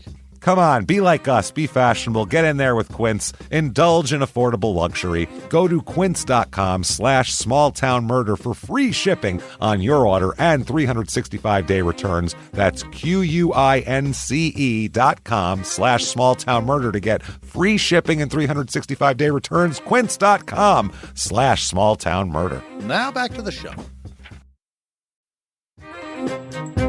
Hey everybody, just going to take a quick break from the show to tell you a little bit about a very cool place, Thrive Market. Yes, we are both looking to get into the healthy swing this year. The problem is I don't know what's in everything, and I don't know if even I'm qualified to even read the labels to know if that's good or that's bad. Right. There's chemicals in things, and there's things floating around. I don't know what I'm doing out there. One of my favorite features, and I know you were talking to me about this, is the Healthy Swap Scanner in the Thrive Market app. Yeah, it's simple. You scan any item, and it'll instantly suggest a cleaner, healthier grocery alternative, which is it's great. Amazing. Yeah. That's great. Thrive Market also takes the guesswork out of finding these safe, healthy foods. For example, like I'm trying to get my protein intake up for energy. I'm always moving around. I need stuff, and I love that you can filter their site by the high protein options. Nice. It's very cool, and you can personalize this portion, and you can put filters on it, and get ready. You should be ready for a junk-free start to 2025. Get ready for it and head to thrivemarket.com/smalltownmurder and get 30% off your first order plus a free $60 gift. That's THRIVE market.com/smalltownmurder, thrivemarket.com/smalltownmurder. Now back to the show. At the same time, Maxell, Memorex, all those fucking tapes, yeah. At the same time, unbeknownst to just about everybody else, Jim's got a side piece and has had one for a while. Of course he does. Yeah, Jim's got a 26-year-old beautician. Oh, Jim. 26-year-old beautician named Terry Kuhn is who he's going out with. Terry and Jim have been going out for several months here. They've been fucking going out. Where are they going out? So, so they try to figure out what happened on March 18th. She disappeared. So they're like, okay, let's figure it out. So they recreate her day. At 8:30 a.m., Joyce talked to a friend. She was supposed to meet that friend at 10 a.m., and she called the friend at 8:30 to say she'd be a minute or two late. Yeah. And then and then she said, right as she hung up, she said, okay, I got to go. Jim is coming home. And she hung up the phone. Okay. That was the end of the conversation. 9:30 a.m., Jim, he calls the friend that she's supposed to meet at 10 to say that Joyce would not be there because the two of them were going to have a trial separation. Oh. Now, I don't know what that has to do with meeting her friend at 10 a.m. When you're separated, you're not allowed to meet people and do things and talk to people. You just got to separate. You sit in like a decompression chamber and think about it, whether you want to be together or not. So then at 11 a.m., James is seen in Princeton taking out his airboat, although the river was, quote, extremely high and rough that day. He was out on the airboat. An airboat's a bad boat to be out on. It seems like on a choppy field it wouldn't be fun. You want kind of flat waters for that. Like a jet ski.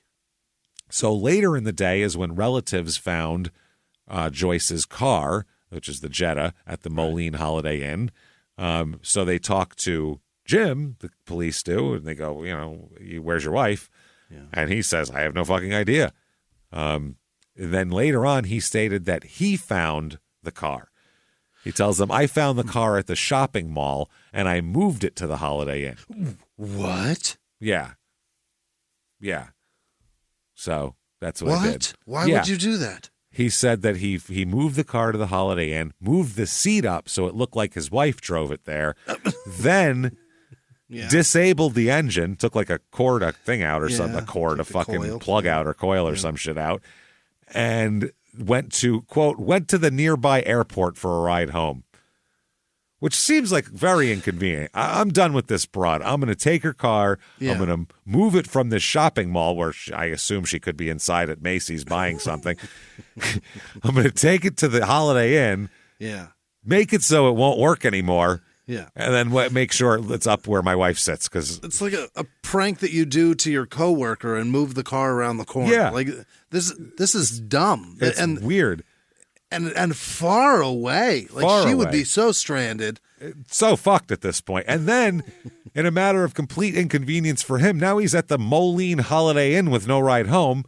Yeah. So he just goes to the airport to catch a cab. Like, what a weird thing to do. It's just a strange thing to do. And the seat positioning is way different for them. She's about 5'4", and he's over 6 feet tall. So much different seat positioning. He's a big, tall guy. I think he's like 6'3" or something. And then disabling the car. So even if she does find it, she can't even go home now either. Can't even go home. No. Stupid. It's very weird. So that day she was supposed to consult a minister about how to tell her son about the problems at home and the trial separation. Yeah. And she didn't go there. She never showed up for that either. She never made it. Never made it there. She also, they find out, because the Roths tell the cops, she had been keeping a bunch of stuff at our house. She kept a bunch of jewelry and other personal items of higher monetary value. Later on, after Jim tells his friend that he wouldn't meet her that morning, she's not going to make it to meet you. She missed 2 other appointments, including the minister, and she also missed a friend she was supposed to hang out with as well. So 2 different things, and she never told her son anything. So, yeah, it's a little weird. So it's very strange. Time goes by here. Time goes by. Like almost 2 weeks go by. She doesn't turn up. So on March 30th, police search his motorhome, Jim's motorhome. This is for any signs of something. Okay. Don't find anything there at all. Yeah. Except they do find something, but not to do with a missing person. Okay. The family and friends run an ad in the paper now in the Quad City Times. It's a 10-day ad they run it for, offering a $1,000 reward for information about her whereabouts. Her friend said, "We just didn't think she'd take off and leave like that. She was a very devoted wife and mother." Yeah. They said she had marital problems, but all of her friends were under the understanding that her and her husband were not going to follow through with the divorce. In the last week, she'd been telling her friends they weren't going to get divorced. Then apparently she found this paper and everything went in the toilet here. They asked her friend, was she ever saying she was in danger or in fear of anything? And her friend said, quote, "I don't really know. I think that possibly deep down inside she did. She wanted other people to know that he was making threats toward her." That must have been referring to the tape. Yeah. She said that she appeared to talk of the threats in a more or less joking manner when she discussed it with her. It wasn't anything she took seriously. She was like, I mean, Jesus, he's going to fucking kill me before he divorces me. He's got to feel like an asshole if he has nothing to do with this, for moving the car, and now she's gone for 2.5 weeks. Why would you move the car? What purpose would there be for that? Other than I'll show her that that's not her car. I'm going to keep it because I bought it. Maybe that kind of controlling shit. Or if he's shit. I don't know. Playfully moving it like a prank. I almost did that to a cop once, and then I thought better of it. There was a cop that got out of a car and left it running. I was like, I should move this around the corner. And then I didn't. That's fucking funny. So they're asking Jim what he thinks, and he goes, I think she fucking took off.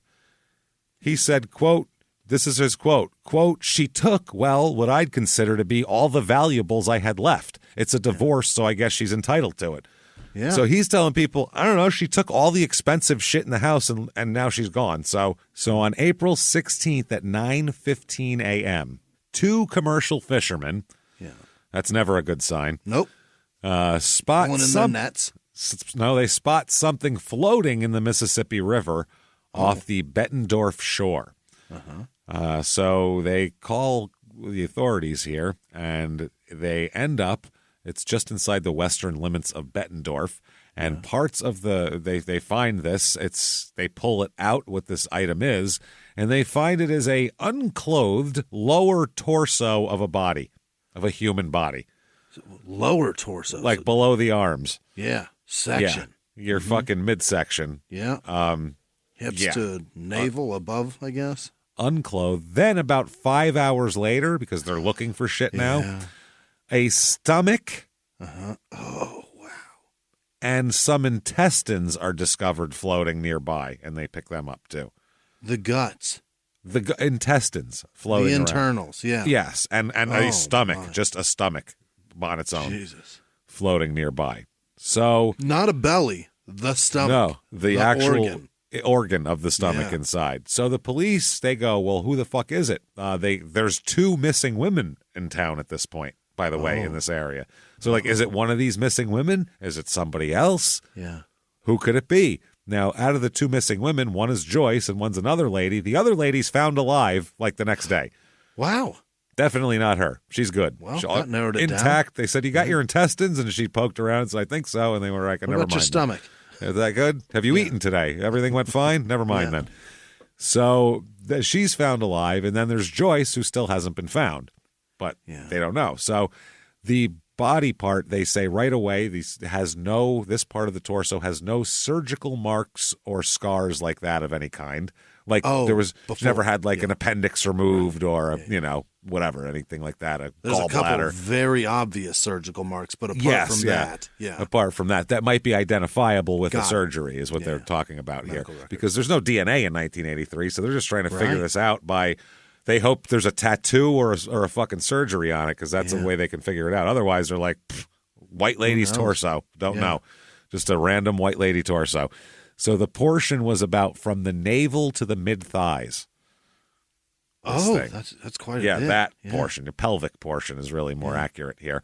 It was apparently severed from the rest of the body by a, quote, this is from the medical examiner's report, quote, by a device with a blade 5/16 of an inch wide, which moved in a circular motion like a chainsaw. In other words, a fucking chainsaw. Yeah. Like there isn't another tool. What else? Yeah, unless you invent another chainsaw. Right. You've just described a chainsaw. 1/2 inch wide blade that moves in a circle. That's a circular. fucking chainsaw. That's a chainsaw. And that's what they said. She's been dismembered by a chainsaw, which is nobody does that. In all of our shows, people... Regular personal people, murders. Personal murders know better. I've read countless mafia accounts of butchering people in bathtubs. Never, ever with a chainsaw because it's the messiest thing you could possibly. You ever seen Scarface? Yeah. It's the messiest fucking way to dismember a body is with a chainsaw. Iceman said he did it and didn't like it because it was too messy. So messy. Yeah, because shit was everywhere. It's a fucking nightmare. Yeah. No, you got to get a fucking, from all of I've read, this sounds like from experience, but from all I've read is you got to get a fucking knife and go in there and know the anatomy of the joints and know how to do it. And do it that way. So that's what they said. Wow. And then they found intestines too. And they were like, we figure these go together. That is fucking crazy. Yeah. So they said the chainsaw was cut 3.5 inches above the navel. So belly button and 3.5 inches. Both legs were severed. One was severed 7 inches from the pubic bone, and one was 3.25 inches down. Oh, so they weren't even. They were uneven legs. Oh, that's Somebody's worse, right? haphazardly just chopping this fucking thing up like an onion, and they have no skill, no knife skills. There's just like chunks of onion in the pan. Yeah. But like that's 2 slices then down there, because you know what I mean? It's not like a run through on the legs. It's chop one leg, then go to the other side. Yeah. And oh God, Jesus, it's so hideous. Not even line them up. That's a nightmare. That is wild. And they said that is how the dismemberment happened. And a 19-inch cut along the back, 4.5 inches deep, cut through the backbone. Wow. Through the spine. That's like how it was. So to split it, basically, from the back. So finding this is horrific. Truly. And they said that it has been in the water for more than a couple hours, but is consistent with only being there about a day in the water. And the awful realization is you want to imagine a monster did this, but nothing on the planet is capable of operating a chainsaw other than a human being. That means nothing. A person had to do this. You would hope a grizzly bear did this. Right. Something that you could just put it out of its misery and the whole town's grateful and nobody feels anything either way. We sent some fellers out there with some rifles and we done put the offender down, and then they dragged the corpse back in and everybody has like a barbecue. He was dragging a Husqvarna. We caught him. Yeah, we're eating bear tonight, everybody. Good and then that's what the town does, and that's German Took Fest. Away his Home Depot card he bought the Echo with. That'll really spruce up the extravaganza this year. I'll tell you that much right now. A bear head on top of a giant ice sculpture. So people freak out in town. Yeah. Number one, there's a woman missing. They don't like that. Number two, this torso freaks people out. And they're like, that means there's a shitload of other body parts out there floating around that people do not want to find because it sounds gross, obviously. So they said that her friend said, quote, with the developments of finding this torso, we've just taken a wait-and-see attitude to see if they can positively identify who they did find. So, like, we're not going to mourn our loss of our friend just because there's a body part in the river. Yeah. That could be just some guy, killing prostitutes from Des Moines or something. We have no idea. This could be a prostitute from or anybody from. Not that's who cares, but it's not my friend. That's who the most common ones that are discarded. It could be from fucking Augusta, some trucker rolling through, throwing it out the window. Yeah, that's what I mean. Especially back then, because that's when you started hearing about serial killers and people killing women and shit like that. So. They say that it might not be possible that they might not be able to identify who this is just from this body part, they said. So they did conduct tests at university hospitals and laboratories in Iowa City, and they said they're hoping to get the blood type. That's what they're hoping to get. So we're not even talking about DNA or anything at this point. We're hoping to know whether it's like A or B. Like that's what we're looking for at this point, which is we're just going to narrow it down to this population, which is still a lot. It's a shitload. So they said even if it turns out to match the blood type of Joyce, it won't prove that the abdomen's part of her body, and so it's difficult. And if the blood types don't match, then they know that they have another murdered person out there. Keep looking for Joyce. So the Davenport police captain, Charles Borgstadt, who is also the chief of detectives, he said this, and this is not what you want to hear from the chief of detectives and police captain, quote, kind of a baffling one. That's not what you want to hear at all. I'm the best of all of these things. I got the highest job you can get, and beats the shit out of me is what I'm saying here at this point. I got nothing. I don't have anything for you. Baffling. Oh, man. So they said the only unusual characteristics, no scars, no tattoos, no anything like that, the only unusual characteristics on the abdomen and pelvis area are, quote, 2 real tiny birthmarks about the size of a freckle on the front of the waist about at the bikini line. Okay. They're not even big. So they said that's difficult because this cop said, quote, you could go ask the average mother, say, does your daughter have a freckle? And they can't tell you for sure. And especially right the there. Bikini line. Yeah. Number one, they said it's kind of right where your underwear would be. Yeah. So even if you saw them all the time in their underwear, you still probably wouldn't see that. Right. So it's difficult. They said this amount of the Scott County attorney, William Davis, said with the amount of evidence so far, quote, I can't prove a murder occurred or that it happened in my jurisdiction. All it is a piece of a torso. We have no okay. proof of anything. So the police detective, I mean, you don't know. You know that a murder happened somewhere, but you don't know who it is or where it happened. It's just in the river. I guess we don't know that a murder even happened. We just know that somebody died. We know that somebody did some bad shit after somebody died. We know somebody got to their amateur butcher class a little late and didn't do so well. Didn't understand you weren't supposed to use a chainsaw. Right. So the captain of the detectives there and all the other cops are trying to tell the reporters.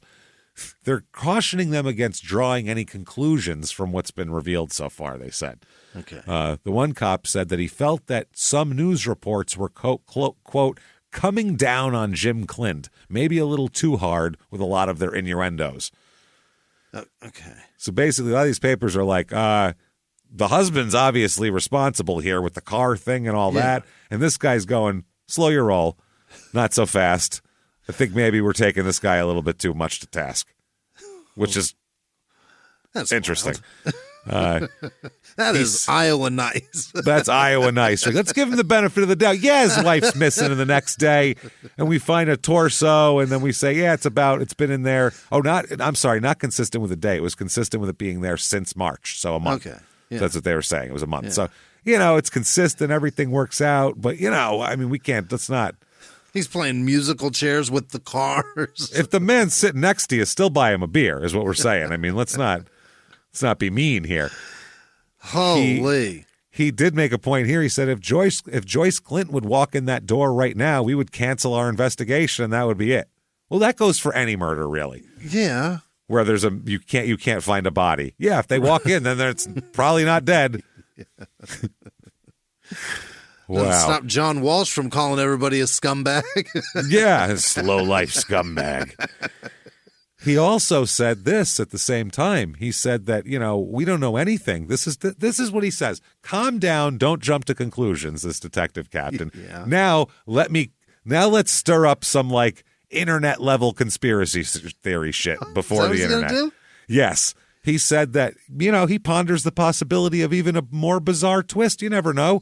Well, he's just throwing out there, as he said, quote, she could be setting him up too.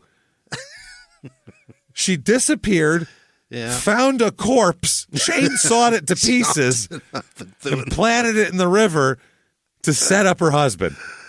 Yeah, she could have been abducted by aliens and they obliterated a corpse. By Zebulon Pike. That's who did this. You know who did it? Zebulon Pike, everybody. We know it.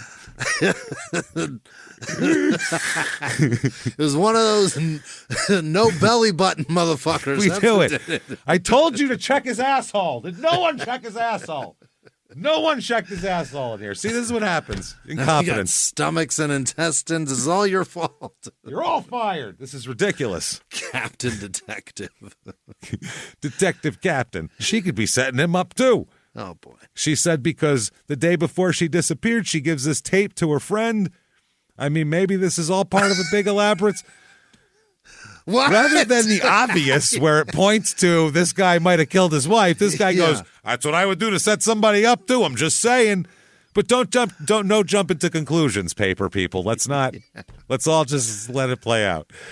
Wow. She gave her friends a tape indicating he's up to no good, and then she disappears. She's probably setting him. This guy does not trust women.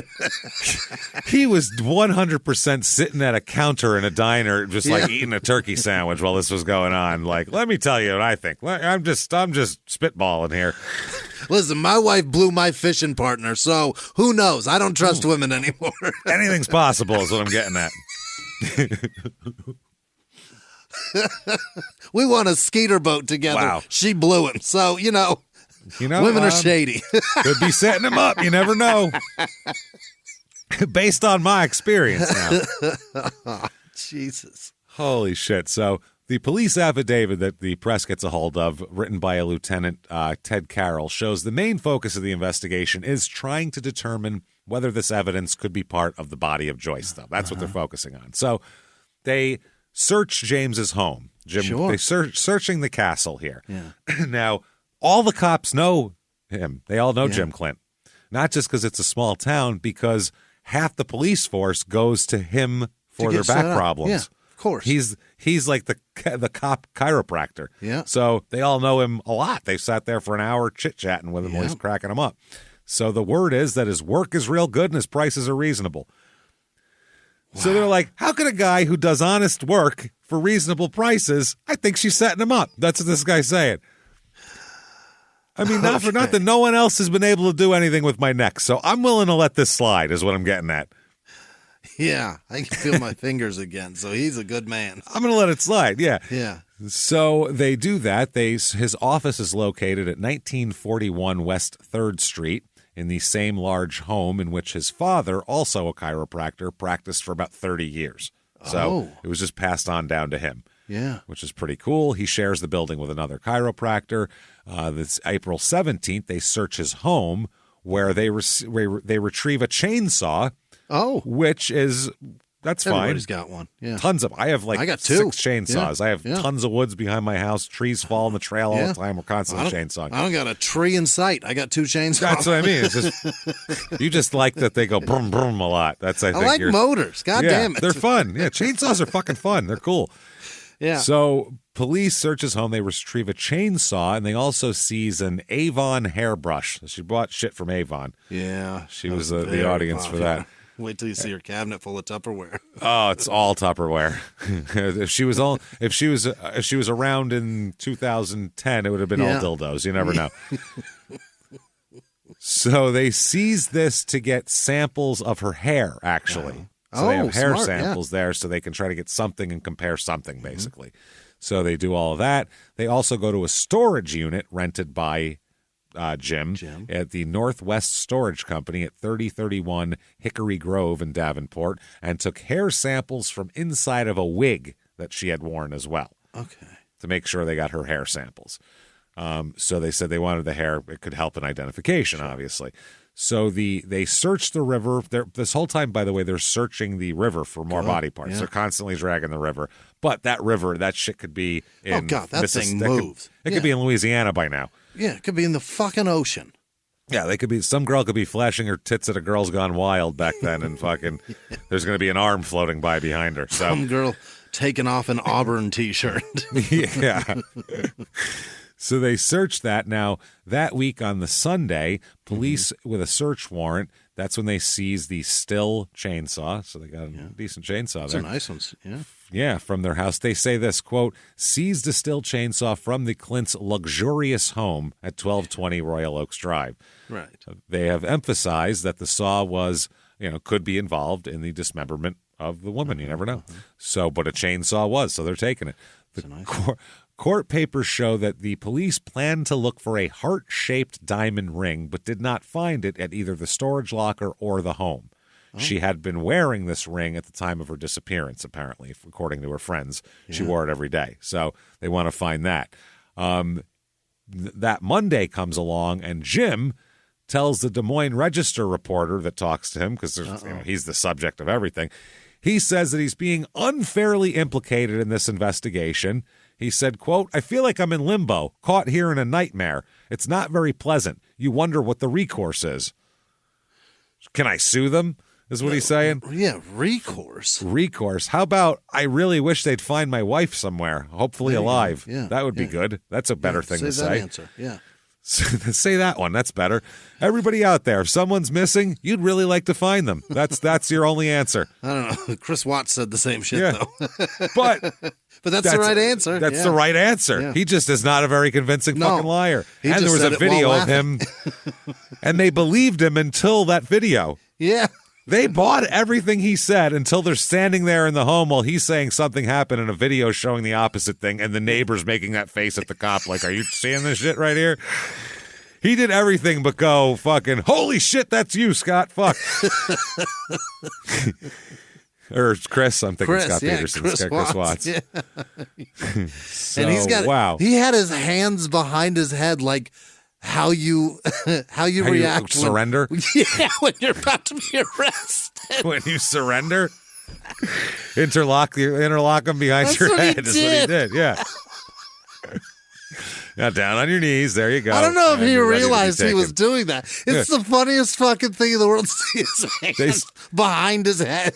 He straight felony stopped himself, is what he did. That's what he did.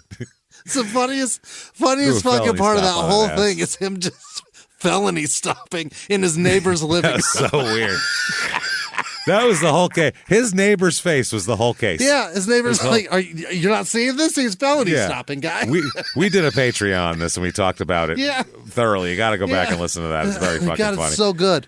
So this is what he's saying, though. He's like, I don't know what they're talking about. Yeah. So the next day after that statement, cops in boats are searching all around the river looking for more body parts, but they find nothing.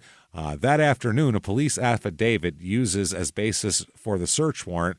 It became public, so then people are finding out more details. The sworn statement from a police detective alleged that before she disappeared, Joyce had tape recorded a conversation with her husband. Now the public is finding out about this. They didn't even know about that. During which she asked him why he had told her in a previous conversation that he was going to cut her up in tiny pieces. His response was to admit the statement, but say he was just being dramatic. So that became public now. That's a big deal. The affidavit also outlines some of Jim's alleged activities, old Dr. Jim here on the day of his wife's disappearance, among them taking his airboat for a ride on the Mississippi River north of Princeton and driving his wife's car to a Moline, Illinois hotels and moving the seat up so it would look like his wife drove it there, quote unquote. Why would he say that? Rather than saying, I figured I'd move it up so when she got in the car, she wouldn't have to move it up. He said, so it would look like she drove there. Because... This man's a doctor? What are you fucking kidding me? That's why I'm saying I don't trust chiropractors, because... That's not very smart. I feel like a medical doctor would know better than to say this, right? Even a doctor of like fucking 18th century French art would fucking know better than to say this.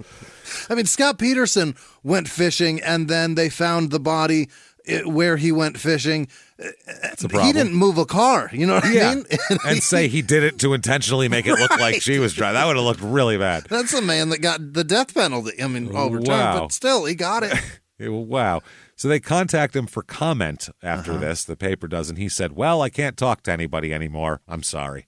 I've said too much. I've said too much.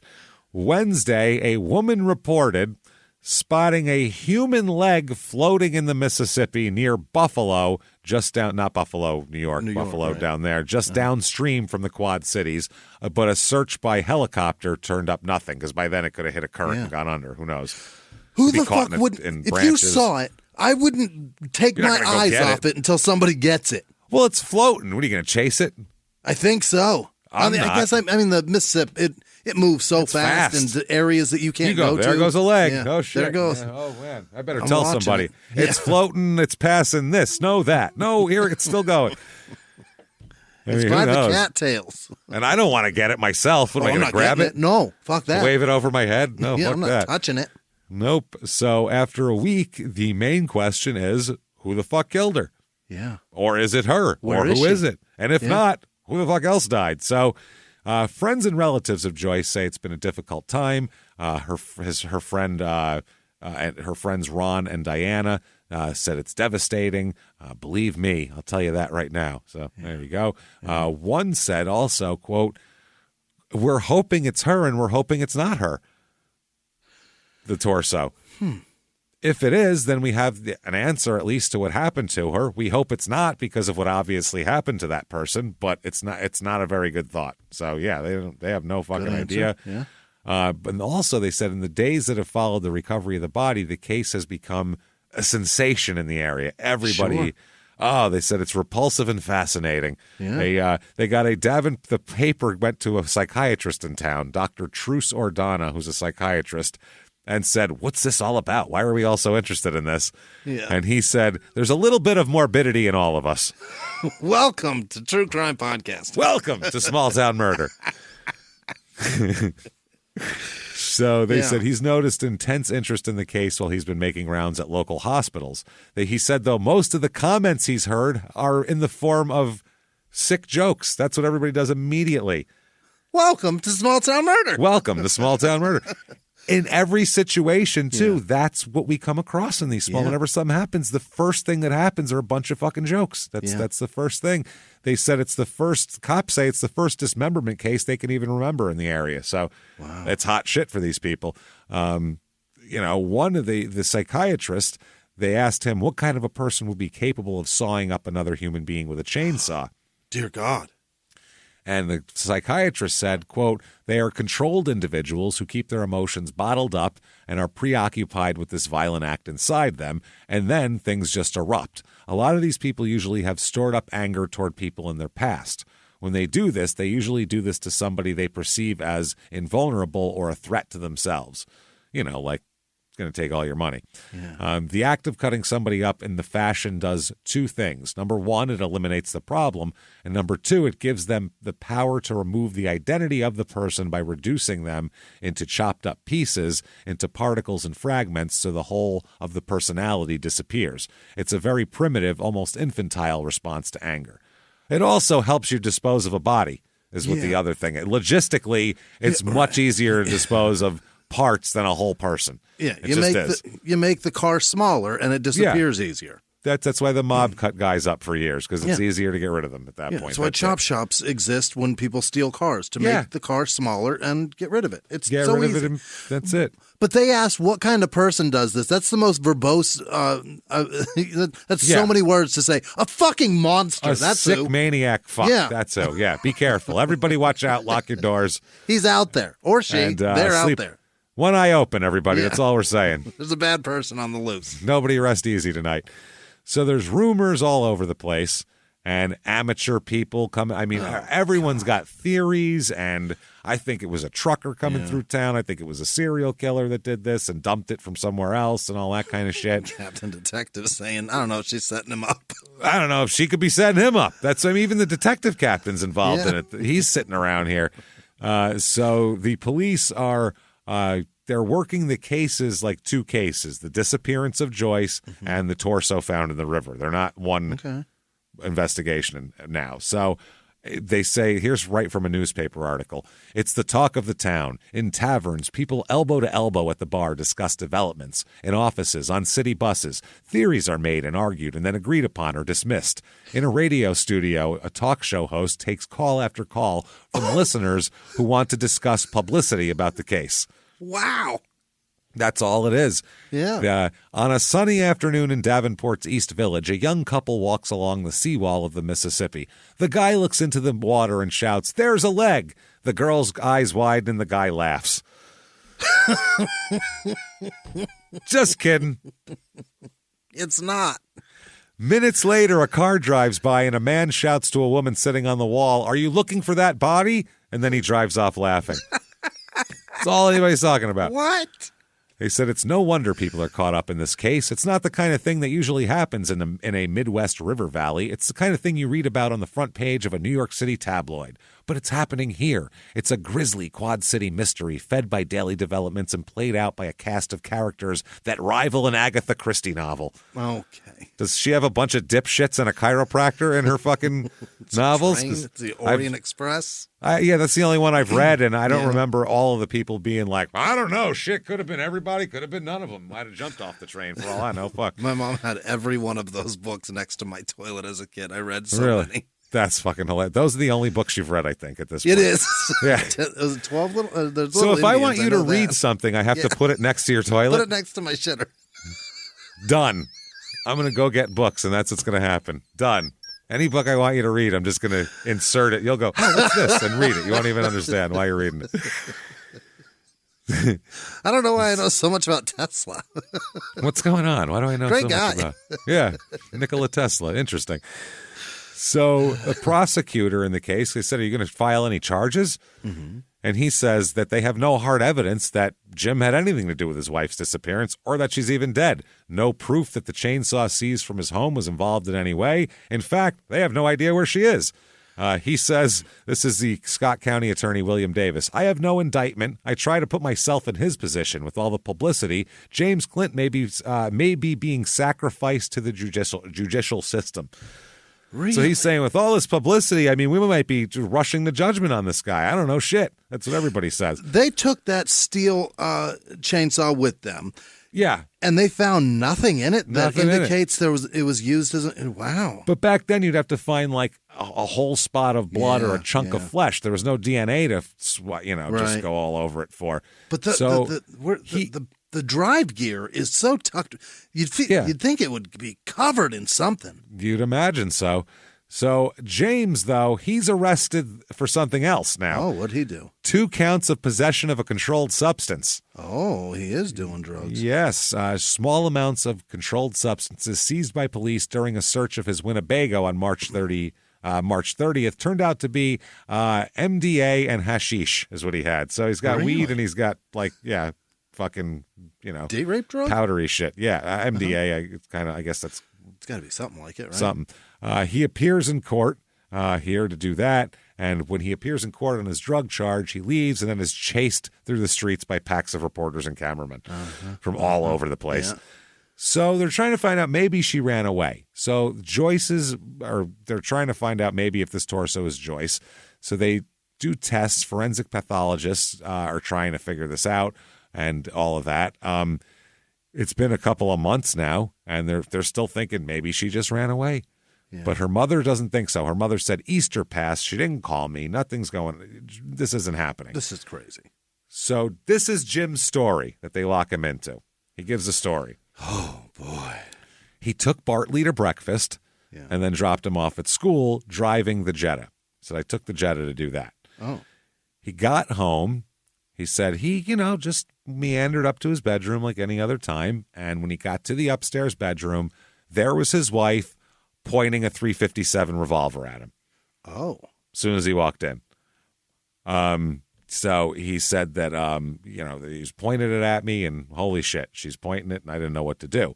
So he said that he got close enough to her, talking to her, to be able to grab the gun away from her without her firing a shot. Perfect. Snatched it away. Mm-hmm. So he said at that point, rather than, be like, you crazy motherfucker, what are you pointing guns at me for? Right. This is fucking nuts. He said they calmly sat on the bed and discussed their marital problems. As you would. I think they've come to a head based on your gun toting. Yeah. He said they talked, they cried, they had a real come to Jesus moment here and decided on a trial separation, and Joyce would be the one leaving the house. He'd stay here with Bartley. She'd leave the house. James said he helped her load her things into the car. She said, I'll leave right now, No suitcases she didn't take with her, because when you leave someplace, you just grab handfuls of clothes and throw them in. He said personal items were put in paper bags, like shopping bags, and her clothes were just placed in the back seat. No suitcases needed. Just easier to just put them in the back seat, raw dog like that. So he said he gave her some cash, $4,000 he gave her. He said, here's some money to start over. Bye. 4 G's. I'm sure you don't want to say goodbye to your son or anything. See you later. Yeah. I guess that makes sense why she's at the mall. She's got to get her necessities. She's got to get her shit together, yeah. Mm-hmm. She then left, gave him no indication of where she was going or when she would return. Later that day, though, he discovered that more than $30,000 in cash and a few other things of value from the house were also missing. So he's like, she could be anywhere. She got $30,000 in cash from me. She could be in fucking Paris by now. Yeah. Her friend, though, Mary Ann, doesn't buy that shit. She said, number one, I think the gun pointing is out of character for her. That doesn't seem right. Yeah. Which we will say this. I will say, I'm not saying that this happened, but people in we've had cases where people are having marital problems. Yeah. None of this shit's in character. The things they do. None of it, yeah. Most of the killings, we've talked about some serial killers, but most of them are the first and only time this person's probably going to kill anybody is because it's this specific situation that's put them in it, not the fact that they have a bloodlust. You know what I mean? Like in the trailer park when he or she moved across the street. Yeah. And then she walked out and he gunned her down. You knew that was coming. Yeah. You know what I mean? Stuff like that. So also, Mary Ann said that when she talked to Joyce on the telephone that morning, she was not despondent. She was looking forward to her day. A bunch of errands and appointments that we know she never got to. Roth said that she later told Jim, quote, there was no way she would have gone out without telling us, and there's no way she would have been in the bedroom with a gun pointed to, because there's certain people that he told that she had the gun to her head, and certain people he told pointed at him. Certain people she told, he said that she was pointing the gun at him. So, they're like, that doesn't seem right. So a police officer is sent to check Jim's house that night and said that she did find a .357 Magnum on the bed. On the bed? On the bed, like he said. This was back at the time. Yeah. And although the covers weren't wrinkled as she would have expected, having people sitting there. So it was a made bed just with some covers sitting on top. Officer Gail Lighthoff said that Jim told her that Joyce said when she left, I'll be watching you and you'll never divorce me. Oh. And then he said, okay, here's $4,000 and your clothes. Have a good day. She said that Jim was cooperative and she found no evidence of foul play in the house. Okay. She also noted that the housekeeping in the home was not especially good. And this is, everybody said this. They said Joyce had her shit together in everything in life except the housekeeping. Really? They were not good housekeepers. The house was always a fucking disaster. That is hard to do, man. It's hard. And she's busy doing shit with the kid. I don't know. They said that except the bathrooms, which were exceptionally clean. They said exceptionally clean. Good, but also strange. Yeah. Was he cleaning up in there? That's the thing. So May 10th, he gets his chainsaw back. They give it back? They give it back without the chain and blades. They said, we're going to keep that in case we can figure out how to test stuff. But he requested it be returned, and they return it. I got a down tree. I don't know what you want from me, but I got to cut some stuff up. That's my saw. Now, June 29th, they report that the blood type of the torso has been found. By the way, we're going to tell you exactly what happened, and it's fucked up. Don't worry. Hang in there. It's blood type A, okay? And that matches Joyce's blood type. No, it's very common. It's the most common? I don't know if it's the most, I think but it's AB common. is the most common. Yeah, it's not a rare one where you'd be like, oh, there's only 4 people in all of Iowa with that blood type. It's nothing like that. So October 21st, Jim pleads guilty to 2 different drug charges that we told you about that were filed after the search of his motorhome. They're going to hold him to the fire here. He is fined $300 and given a suspended sentence. So nothing much there. Yeah. So they also talked to Terry, his girlfriend, and she said she began having the affair months before Joyce disappeared. Right. Okay. Cops are trying to keep the info in-house now because everybody's running wild. We have the prosecutor, William Davis, and there's a guy named Ned Weir who is going to be his lawyer, Jim's lawyer here. So the prosecutor Davis said that he is concerned about the publicity surrounding the case and has tried and failed to plug what he sees as leaks in the police department. This is a small town. Everybody knows each other. And they want to talk, and they sit around in the diner and with a turkey sandwich hanging out of their mouth going, I don't know, he could have killed her, she could have killed herself, I don't fucking know. Yeah. So they don't stop investigating. So anytime they're sitting down to eat, if it's 2 guys, they're yammering about it, and the waitress hears it. He said he's tried, but it's such a big deal. It's all everybody will talk about. Yeah. So he said he doesn't know what to do.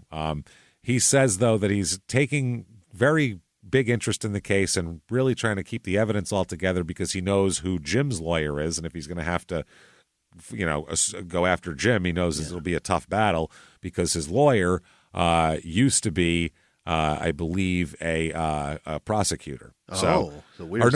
He's not. He's just a good defense attorney. I'm sorry. There was one murder case, they said, in which the defendant was going to try to use the defense that they were watching television in a motel room. So in a pretrial conference, he asked the police investigators why they hadn't felt the television to see if it was warm. Yeah. If it hadn't been, then no one could have been watching it. But if it was, it could have proved their innocence. So why didn't you do that? And that became a big deal. And I think that person ended up being acquitted. So yeah. Rakuten is the smartest way to save money when you shop because you earn cash back at over 3,500 stores. Fashion, beauty, electronics, home essentials, travel, dining, concert tickets, and more. Your favorite stores like Lowe's, Levi's, and Nike pay Rakuten to send them shoppers. And Rakuten then passes on a part of that payment to its members as cash back. You're already shopping at your favorite stores. Why not save while you're doing it? It's a no-brainer. Membership is free and easy to sign up. Get the Rakuten app now and join the 17 million members who are already saving. Cashback rates change daily. See Rakuten.com for details. That's Rakuten. Your cashback really adds up. Escape reality and immerse yourself in a gripping tale of mystery, murder, and romance with June's Journey. Join June as she unravels the truth behind her sister's mysterious death and use your observation skills to find hidden clues and uncover dark secrets. Plus, you get to explore stunning hidden object scenes, from New York parlors to Parisian sidewalks, as each chapter reveals captivating mysteries. How sharp are your observation skills? Put them to the test in June's Journey. Download for free today on iOS and Android. And he said, when you know Ned's on the other side of you, you take everything step by step and you do your homework. Weir was the Scott County attorney, but resigned in 1977 during an investigation into allegations that he used county employees and equipment to benefit his private practice. But a grand jury did not return indictments against him. So 2 years later, Davis became county attorney, Weir's a defense attorney, and they actually were against each other in the Dwight Henninger murder trial, which was a big deal in Davenport, and a huge deal. And the guy was found innocent by the jury. So this defense attorney, he's a formidable foe here. Sure. So he said also at the same time, Davis said he's got a rape case, another sex case, and a murder retrial coming up. So he's got a lot of shit going on. Sure does. Yeah. So 1984, February 16th, this is the first official confirmation that they believe the torso found in the river is Joyce. Really? They could never prove it because it's not DNA. Right. But the tests come from a Dallas forensics lab all the way in Dallas, Texas, which used genetic markers, which is the precursor to DNA evidence, using blood samples from her son, husband, and parents. Fantastic. And the prosecutor said, I am certain that the torso is Joyce Clint, and I'm confident that we can prove it's Joyce, which they really can't. So February 17th, the next day, Jim, since they say this is definitely her, Jim files a claim on his wife's insurance policy saying she's dead. Well, they said she's dead, so pay up, fuckers. Not bad. I mean, yeah. Yeah. They said, too, he can't get away from all this shit. Nothing. His lawyer said that, like, he hired a lawyer, said his lawyer, that's all he can do. He said he goes to, like, get a sandwich real quick, and everybody surrounds him, and they're talking about the case. So it's fucking ridiculous. Anything new? Does anybody know anything? He said he stopped by the tavern just to get a drink, and he said couldn't even do it. He stood at the bar, and the bartender asked some questions. He walked away. Another waiter came over and was like, hey, let me ask you about this. He said, I can't get away from this shit. Now, the cops here are worried the publicity is going to fuck this case up. They said that it's not fuck up the trial. They think they don't like that it's pressure to solve the case. Yeah. Well, kind of your job. I mean, you should have, as soon as the body's found, the most pressure ever should be on you. You're in the homicide department, so you should be. That's all you do. It's all pressure, really, there. The one cop says it's strange, but unlike other cases I've worked on, the publicity and interest surrounding this has meant that everybody wants to help me. But on the other hand, because of the publicity, if it goes unsolved, there will be pressure in time to get it solved. Yeah. Yeah, there should be pressure in any murder case. Forever. He said, and then pretty soon, instead of everyone trying to help me, many will say, why haven't they found out what happened to Joyce Clint? Mm-hmm. Yeah, that's the job. That's why you maybe don't want to do that job, or maybe you do. This guy, by the way, is a 46-year-old police veteran, as they call him in the paper. And they said that he works from 8 a.m. till midnight a lot of days.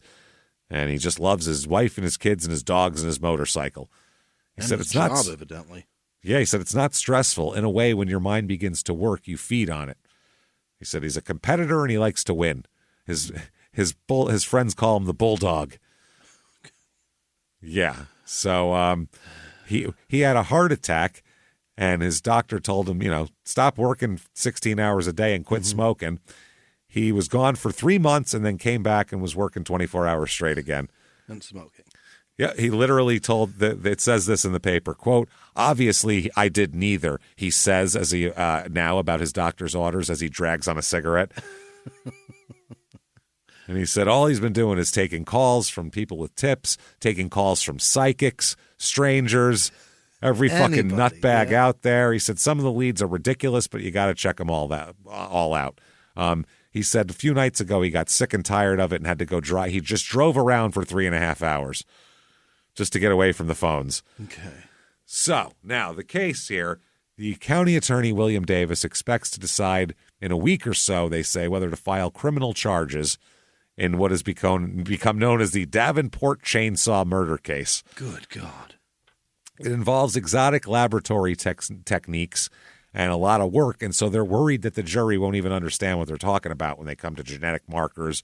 Because even in 96, the OJ jury was like, I don't know about that DNA shit. Like, right. It was still new. So he's decided there's a 200-page report, and he said that if he doesn't decide to indict the guy or try to get an indictment, then they'll keep working on it, basically. The investigation, they said, has focused on Jim, but who knows? They're still like, we don't really know. He said, as a case may be built on many, many pebbles, not even rocks. We just have to keep putting them together. There you go. So they say that they're trying to do it through these genetic markers, and they say these are the things that we find in people's blood, tissue, and bones, which indicate characteristics, and they're unique in certain persons. It's much more complex than determining a blood type. It's early DNA sequencing they were trying to do. Yeah. So they said they sent him to the laboratory, and the experts there believe the torso came from the offspring of her parents. Oh. But it's not 99.999. It's none of that. They just believe that. So they obtained blood samples from Jim, from Bart, and they said that it's consistent with the theory that Bart could have come from the offspring of James and the woman whose torso was found as well. Okay. So that's possible. So they shipped the torso then to a forensic anthropologist in Oklahoma, and he examined the torso to try to determine the age, weight, height, and build of the body. Try to put a body back together here. And Davis, the prosecutor, said, I don't know that anybody in Iowa has called a forensic anthropologist in the past to substantiate the identity of a body. And he said that he's not aware of anyone else in the nation who has used genetic markers to try to prove the identity of a body. So he's basically trying to invent DNA legal work here. Yeah. Yeah. So they said the scientific evidence and the coincidence of the disappearance without a trace provide ample proof that Joyce is dead, and the odds of being someone else are just phenomenal. It can't be. So they arrest him. They arrest Jim in his office. The officer showed up and he said, quote, "Hi there. Very Iowa nice. We're here." Yep. And he is led out in his blue lab coat and everything. Wow. So April 15th, Jim and Joyce's parents, both sets of parents, all the grandparents, are awarded joint custody of the couple's son while this is going on because he's being held on $1 million bail that he doesn't have. So now they're questioning. They don't know whether the torso is going to have enough to convict him because that's really all they have. Right. Now, May 3rd, Jim writes a letter to his attorney saying Joyce is alive and 3 people I know have seen her. So fucking talk to them. August 7th, the trial is going to be moved to a different county due to all this publicity. I mean, that's all everybody talks about. You have to move it to the moon. There is not a juror in this county that doesn't know everything about this case. They have to move it like across the state, so they do. The trial comes up August 3rd. It's in Keokuk, Iowa. Huh. Okay. Now, prosecution witnesses here. Let's talk about this. 2 prosecution witnesses testified that they recalled seeing Jim on his airboat in the Princeton, Iowa area on the day his wife disappeared, but neither were able to support a witness's testimony that Jim carried 4 or 5 black garbage bags onto his boat that day. Oh, that's a lot. They said, I didn't see any garbage bags. That's a lot. That's a whole person worth. Yeah. 2 witnesses Monday said they had not seen him when he was walking on or to the craft. Now, the science people, this is very interesting how they do this because they bring a statistician in here too, which is very weird. That to me is the thing I don't like. The science stuff, it's okay. So there was various experts who offered the testimony here, the Dallas lab people and everything like that, world-famous forensic anthropologist. He said that the height, weight, and age are similar to Joyce of the torso. And a statistician testified that using all the information gathered by police and other experts, he concluded that it's 98.82% probable that the torso belongs to Joyce. Based on what? All the factors, everything. Okay. All right. All the factors. That's a hard one for someone on a jury to go, well, I mean, yeah, 98 point. That's crazy. So Marianne Roth testifies that when she talked to Joyce, she was in good spirits, and she was talking about going back to school at that point. She said she didn't hear from Joyce later in the day, became concerned. She missed several appointments.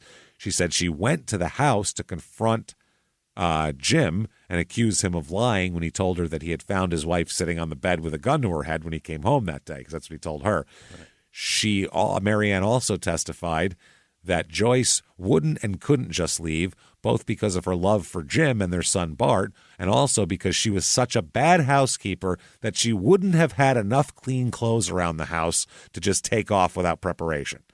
Wouldn't have enough clean clothes. There has to be a laundry time. At some point, what if she did laundry the day before and had all of her clothes washed? She didn't wash one piece at a time, I doubt. Is she? That's so weird. Is she washing tomorrow's clothes today?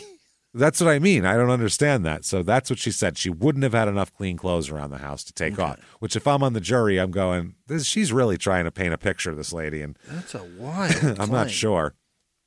Then her character becomes an issue, which is crazy Joyce. Yeah. Because Joyce she's a mom and she's done nothing crazy for her character to come in. They said that she's described as ultra-feminine and an eye-catcher and a head-turner and a devoted wife and mother, but a messy housekeeper. They said here, this is one person said she was determined and strong, not the kind of woman who breaks down in a crisis. And according to testimony of a close friend, she vowed she was never going to let another woman live in her house. God damn it. So I'm not going to leave him with the house and have some other broad move in. Yeah. No way.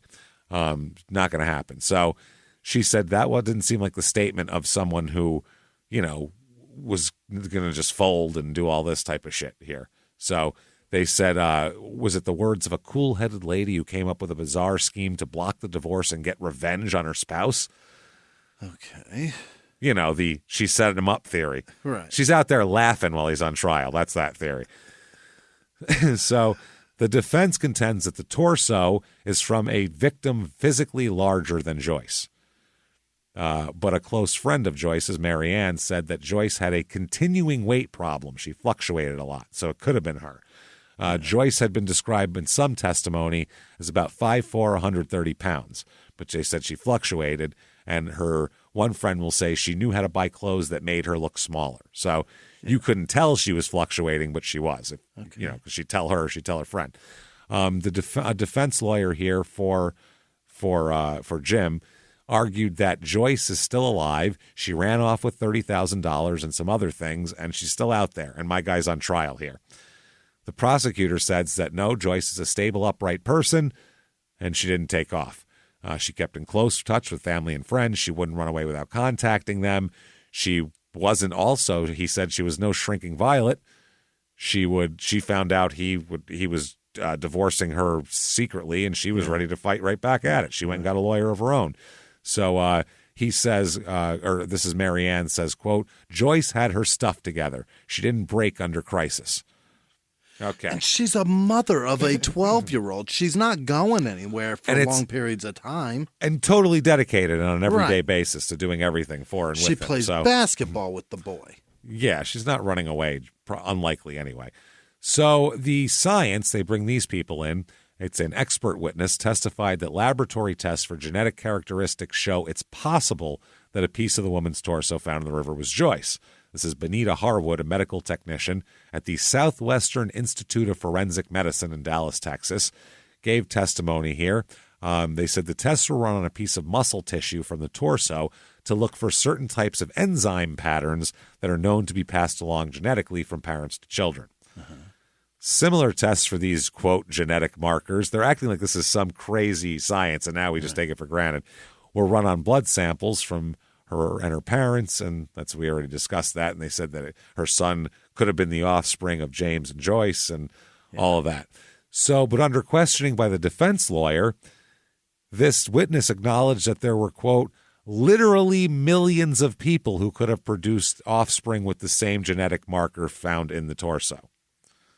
Millions? Millions. Because it's so vague. It's like 40%. You know what I mean? And literally millions of people who theoretically could have been Bartley's mother if the markers were the only factor taken into account. Okay. So basically, she said this means nothing. Yeah. It means that it's definitely, we found out it's certainly not her.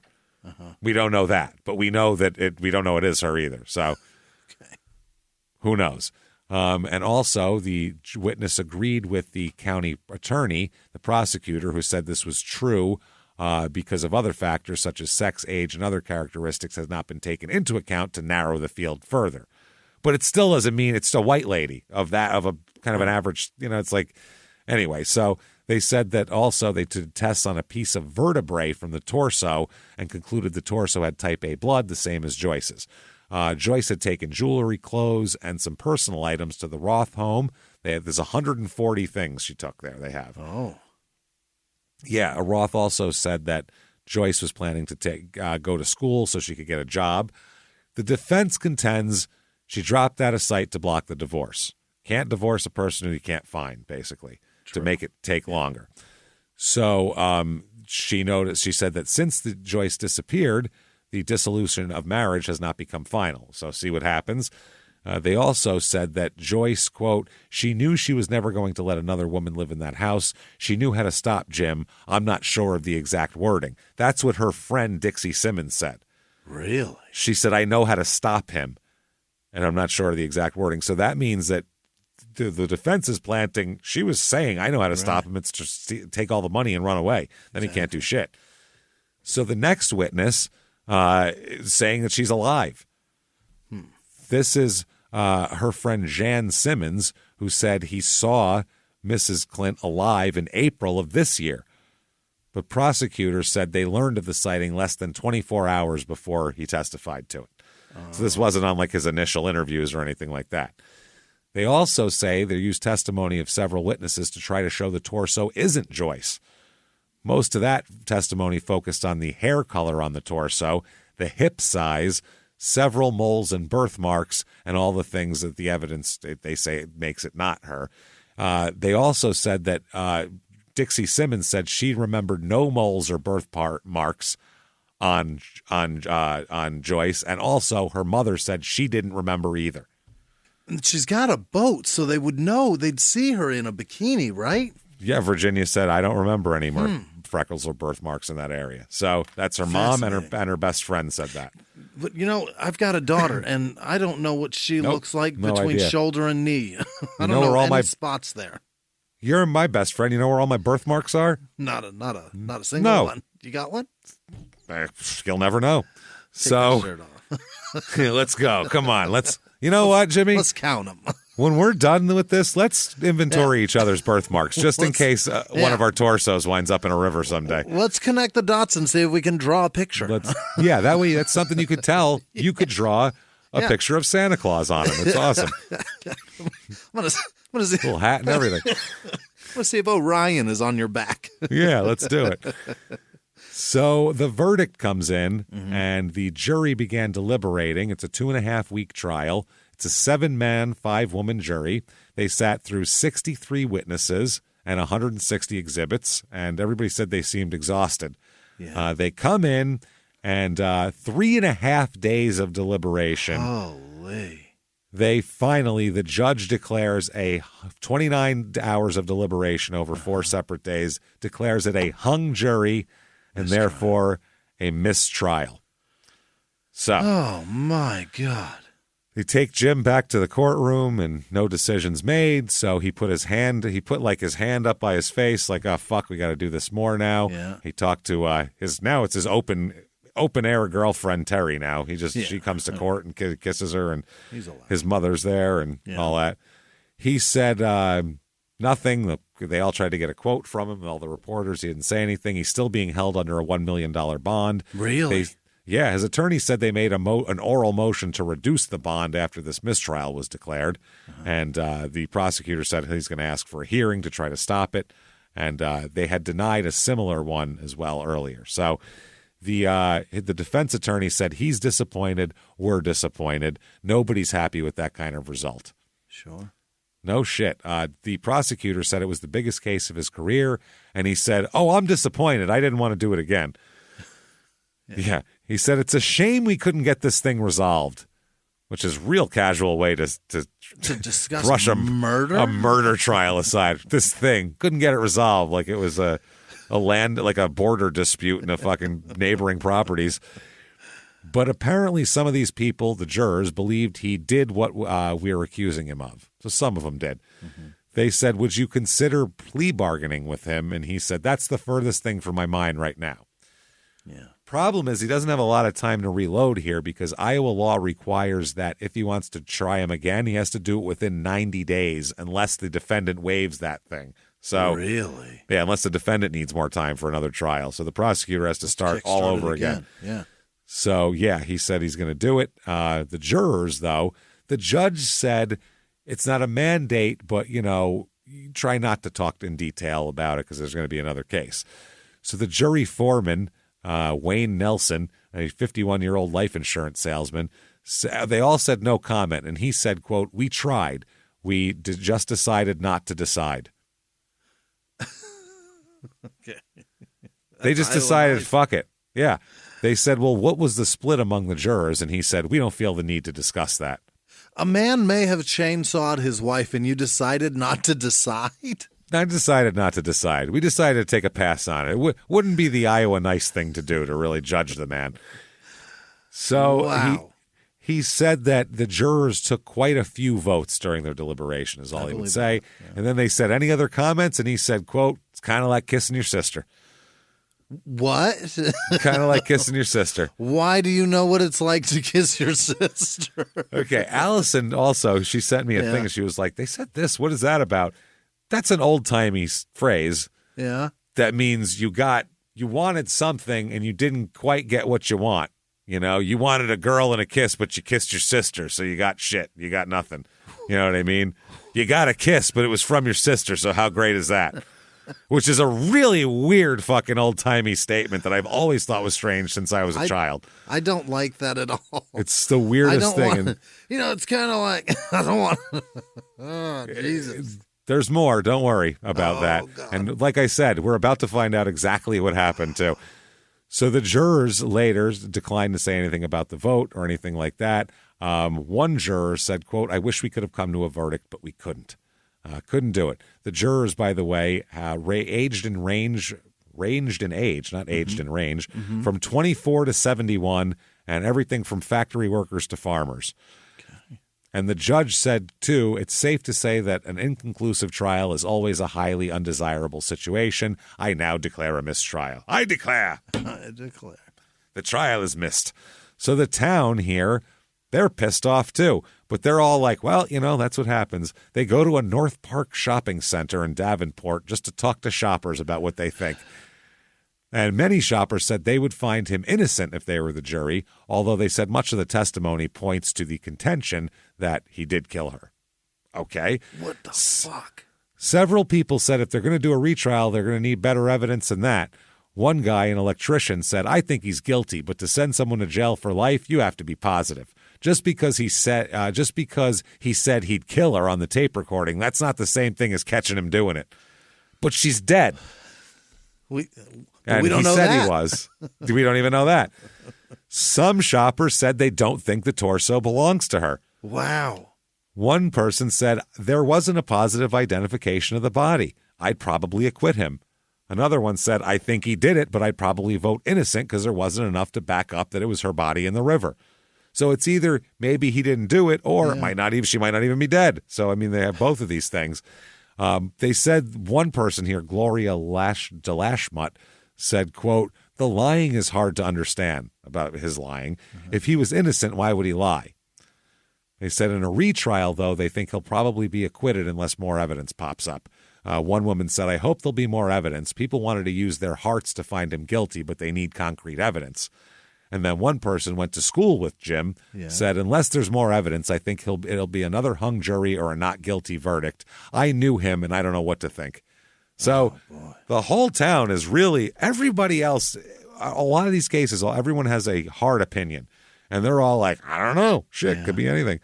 So second trial, November 5th, it starts. Okay. This is quick. In Sioux City, they do it now. His mom, Jim's mom, said that she's seen Joyce recently now. Stop it. Since the last trial. Now she says now that she believes she saw her alive last summer. But she said she isn't certain it was really Joyce in a small silver car in Davenport. She said that's one reason she didn't mention the possible sighting during the first trial was because she wasn't sure, but it's possible. She's testifying as a witness called by the prosecution. Geraldine Clint said that she said that, and she said, quote, "I swear to God I saw her driving through the alley." It was in Davenport, June or July, behind a big white stone house that serves as her residence, which is the chiropractic office that the parents live in. She said she acknowledged she hadn't contacted police or the prosecutor about the sighting. She said she decided not to mention it after hearing a witness testify about a possible sighting. So she said, oh, man. She said then she realized she possibly saw Joyce in the same kind of car described by Jan Simmons as well. So we had the two different people said, I think we saw her in a silver car. Yeah. So Simmons, who is, because there's Dixie and then there's Jan, two different people. Jan's the guy, or Jan or whatever. He says that he is Clint's best friend, James's best friend, and he said that he definitely saw Joyce driving a silver Camaro in Davenport last spring. She's got a Camaro.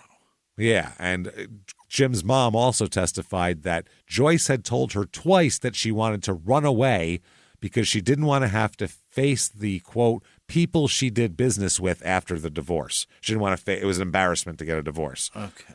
In 1983 in Iowa. Yeah.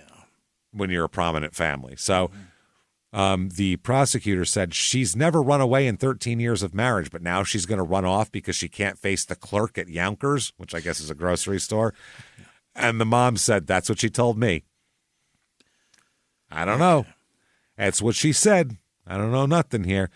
She also said that Jim's girlfriend, Terry, a Davenport hairdresser, may have moved into the home of James and Joyce about 3 days after Joyce vanished.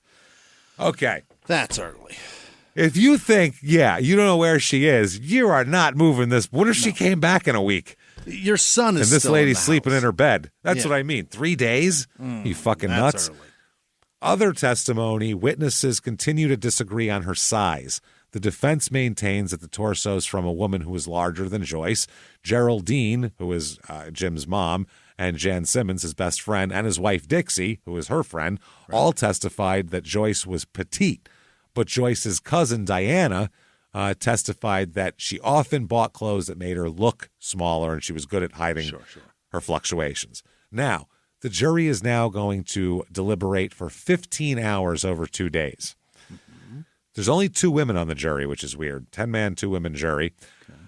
When they came in with a verdict, they said the women looked like they were near tears, and not one juror looked at Jim, which is a bad sign for a defendant. That's terrible. Yeah.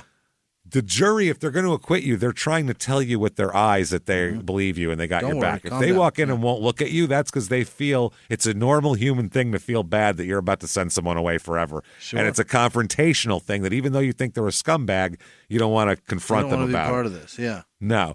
So the verdict comes in. He's being tried for first-degree murder.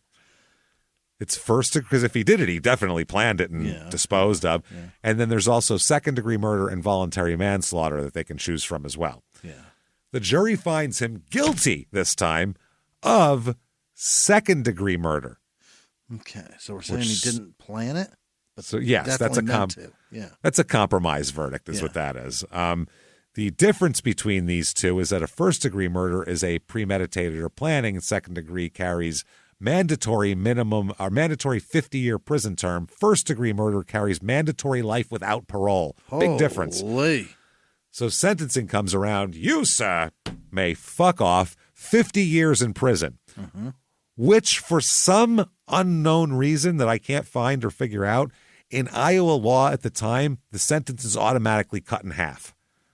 Really? So it's 25. It's so weird. So he gets 25. The prosecutor estimates he'll probably serve 12 or 13 years. Jesus Christ. Which is not enough for dismembering the mother of the children. That's insane. Holy shit. So you get half off right out of the gate, and then maybe 40% of that off. So That's wild. You are getting what is that, 60% off? That's a pretty good deal. Yeah. So now shit gets weird, by the way, if you thought it was weird up to this point. They talk to these jurors as they're on their way out. One guy, the foreman, says, "We're not making any comment. We deliberated hard. That's all." Okay. One said, we did the best job we know how. It was a difficult decision. One, they said, "Why won't you talk to us?" And the jurors said, quote, "Because it's none of your business," and then left the courthouse.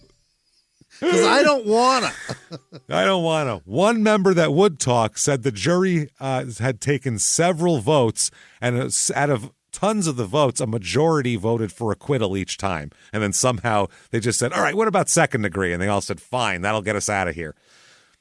So I would be livid if that was the truth about me. If that was they just wanted to leave. Oh my God, these motherfuckers just wanted to get back to their lives. That's fucking wild. The foreman of the first jury, though, he said he's happy they were able to reach a verdict. So that's nice. His lawyer said, when asked about this, they said, "Well, he didn't get convicted of first degree. It's second degree. That's much better." And they said, "What do you think about that?" His defense lawyer said, quote, "Sort of like kissing your sister." Oh, my God. Everybody is kissing their sister in this fucking episode. But it's better than verdict form number 1, which is first-degree murder. He said that we're disappointed and there's going to be an appeal. Yeah. He said, "It's obvious to me it was a compromised verdict," which, obviously. So the family, though, her mom says, Joyce's mom said, "I'm just extremely happy. Today I'm just going to relax for after 2 years." Yeah. So she feels that, she said, "We're happy with what we got." They said, "Are you disappointed it wasn't first degree?" She said, "We're just happy with what we got," which is very Iowa. Yeah. To just go, "We're just happy with we got something. We're not going to complain." It's kind of like kissing your sister. Yep. She also attacked the defense's ridiculous closing argument. In the closing argument, they said that she just left, and she was given the whole bullshit. He also said that he thought the prosecution, this is the defense attorneys, did a much better job of presenting his case this time, and that affected the outcome. Okay. The prosecutor said definitely the right decision was made. He said, "I'm very pleased and satisfied. It's the most difficult case I've ever presented." And he said he was not disappointed the jury didn't convict him of first-degree murder. And he said that, be eligible for parole in 10, might serve 20, but probably not that much. He assumes that he'll lose his chiropractor license over this. Probably, yeah. Okay. November 24th, now that this verdict means she's officially dead now. Yeah. The insurance company has not ruled her dead until this now. Wow. So now her obituary comes out finally and everything. Yeah. And they said Mrs. Clint was declared dead Tuesday. That was the day of the conviction. So the insurance says she was dead, and they said that, he was filing for it way back then, but now they're trying to figure out who's going to get the money. So they asked to go to court to get a judge to decide who gets the money. It's going to go to her kid, probably, but then who's going to be the, executor of this shit and all that. January 1985, the state takes his chiropractic license away. Okay. I mean, not like he uses chainsaws in there or anything, but still. The chairman of the Iowa Board of Chiropractic Examiners said, "I think you could say that the board has been watching the situation very closely." We can't have a murderer. Jesus. July 85, an estate sale brings hundreds of buyers for items at the Clint home, including a slate pool table, an antique wood airplane propeller, a painting of their home, an artificial Christmas tree, clothes, and the bed where Clint told police he found his wife holding a gun to her head on the last morning she was heard from. A can of chainsaw oil priced at 25 cents goes quickly. Yeah. Joyce's parents buy the first item sold. They had to buy shit from their own estate. It was their daughter's Pottery Bear collection. And then Iowans probably let them just buy anything they wanted right out of the gate. I would hope so. Right? I would fucking hope so. So September, the bank holding the mortgage buys back the house as well. So now they own it. Yeah. They have two different permanent memorials dedicated to her. Kneel her in the chapel at the Zion Lutheran Church in Davenport and at her gravesite at the Davenport Memorial Park. They have a thing up for her. 1986, Iowa Supreme Court appeals here. Yeah. By the way, we're getting to it, full description of the murder. So the justices ruling on this thing here basically said that he's going on the scientific tests that are used to identify the victims. They're saying, the prosecutors are saying that they've long been recognized by physicians and the legal profession. The court will also rule on whether it was proper for the prosecutors to play the tape of their conversation between them when he admitted that he wanted to kill her, or he tried to kill her, or talked about killing her. They argued that the conversation was privileged interpersonal communication and should not have been introduced as evidence. Okay. But they said the judge ruled there is no privileged communication in cases involving the prosecution of a crime committed against a spouse. Right. You couldn't use that if he killed somebody else and it was trying to get that. Maybe you couldn't use it then, but you can use it. When that person's dead. That person's dead. So they said also, quote, a witness testified she had seen Clint putting plastic bags on his boat, then transporting them out to the river. One of the bags was said to be so heavy that it required him to use both hands to carry. We merely conclude the evidence was sufficient, and they said that affirmed, fuck off. Eat shit. 1992, he comes clean. What? Comes clean in jail. He's in there. He's up for parole in like 3 years now, so you might as well admit it and get that going. Yeah. So he tells the Fort Dodge Messenger newspaper that he killed his wife in self-defense. Listen to his story, but you know the murder weapon now, and you know what he did. He says, quote, I turned the corner into the bedroom and I said hi to Joyce. And as I did, she brought the gun up and pointed it to my head. I ran out of the bedroom and the pool room was right outside. I picked up the pool ball and threw it back toward her. I wild. Yeah. I was an athlete and I could throw fairly hard. I wasn't trying to hit her, just trying to buy a little time. I kept waiting for the concussion when she shot, but it never came. Like he thought that she was going to shoot at him. He threw an errant 8-ball and knocked her. That's what he says. He said he ran away. Then as he crept back up the stairs, he said he could see only a portion of his wife's body on the floor, and he believed she was in a firing position, like she was waiting for him to come up the steps, like a sniper. She's going to pick him off. 357 with a 357, because that's how you hold one of those easily. Yeah, you lay down.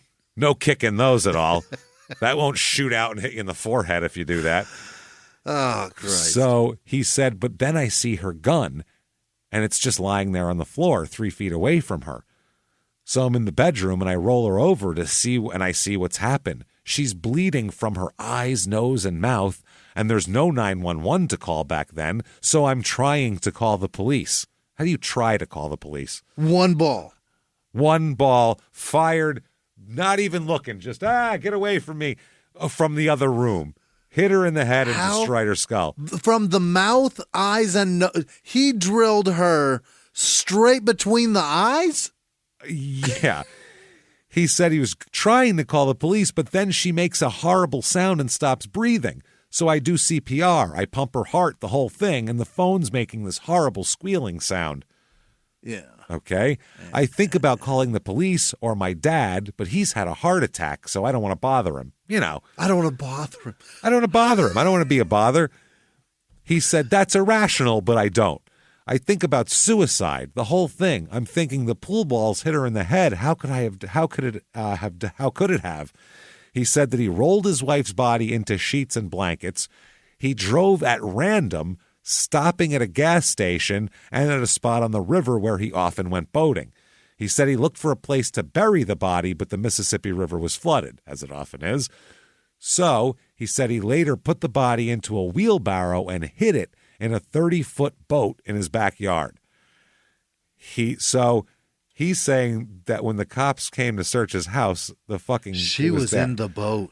That's what he's saying. I don't know if that's true or not. He eventually took the body to a flooded spot near the Mississippi River.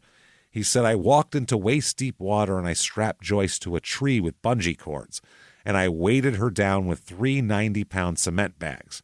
I drove home and went to bed. I couldn't sleep all night. Oh, poor guy. What? He said 2 days later, he returned to the scene in a swamp boat. He said, she's under the tree and I know the water's going down, so I drive out there with a chainsaw and 2 pieces of paneling and 12 bungee straps. I think about it and I just can't see me doing this, but I'm doing it. He said he chainsawed her out there by the river. Didn't even do it at home. He said, I get there to the tree, I stop the boat, and I put on my chest waders and I'm talking to Joyce. I'm saying, oh God, Joyce. What the This guy fuck? is a fucking lunatic. He said he put his wife's body between the pieces of paneling, secured it with the cord, and used the chainsaw to cut the paneling and body into pieces. He sandwiched her to stop the mess. He did like people cut a bunch of tomatoes at once Yeah. and you put them between 2 plates. That's what he did. Wow. Wow. He said Unbelievable. the next line's wild. He said, you keep hoping helicopters will fly over and light up the sky and something will stop you, but nothing did. Oh, my word. Then he said this at the end of the jail interview, quote, I can tell you this, when I finally walk out that door, I'll be pure as you'd ever want. Get out of my fucking life, you monster. Wow. I'm going to tell you because I'm already convicted and I can. That's right. Wow. 2004, March Yeah. 13th, Jim will be released from prison here. Oh, It is my. 5 days shy of the 21st anniversary of Joyce's disappearance. Shit. Originally sentenced to 50 years, the sentence was automatically cut in half. Then he was given time off for good behavior under the laws in effect at the time. So that's why he's not even on parole. He's released. That's a free man. Free and clear. They said if sentenced today for the crime, he would serve at least 42 and a half years. Yeah. He began serving his sentence at a maximum security state prison. He earned a move to a minimum security prison in Rockwell County in February 92. That's what they said. They said he worked in the prison kitchen and as a lead dog trainer. So he was training dogs and working in the kitchen. He earned 47 cents an hour as a tutor for fellow inmates and will be given $100 upon his release, plus the money in his commissary. If he needs the items, the prison will also give him a T-shirt, a button-down shirt, blue jeans, underwear, socks, and a winter coat. He'll also be given any personal property that he has had when he got arrested. So they said that he'll be issued papers saying that he's discharged from his sentence, and they give him a copy of his Social Security card, so he can definitely have that. And he did have a few problems in prison, including, they said, lying during an investigation of another prisoner's actions and inappropriate communication with a fellow prisoner. I don't know what that was. Blowing him or what? I don't know what that is. That'd be inappropriate communication. You gotcha. So they said overall good behavior figured into the reduction. He will serve 15 days shy of 20 years, or about double the average for a second-degree murder back then. Well, that's good at least. Yeah, they didn't let him out when he was first, because he was up for parole in 10. They were He like, went and no. said what he did, and they're like, we can't let this fucking guy out. No. The problem is they should have put him on parole and not done this because, listen to this here, he won't have to report to any authorities. Wow. So, I don't understand the cut in half thing. That's so weird. The director of the Crime Victim Assistance Division of the Iowa Attorney General's office said this case is an example of why sentencing laws were changed. When we see someone like Mr. Clint get out, we have to consider the context within which he was convicted. It was a different time. It was a different understanding of domestic abuse. I don't believe it would happen today that he would be getting out of prison after serving as little time as he served. Yeah, that is unfucking-leavable, man. Yeah, they said they didn't have DNA technology, which would have probably got them the first degree. Identification, yeah. And went on to say, this is a man who killed his wife, had 2 trials, was convicted of second-degree murder in 84. Then in 92, after all that time proclaiming his innocence, finally confessed that he had done it. And that's when they moved him to a minimum security. Right. This is a man who was manipulating the system as much as he had probably manipulated his wife. So 2 cops here that worked on it. One cop said, because they asked about DNA, this case laid the groundwork for the future use of DNA in court. Yeah. And it's cited. This is a big case.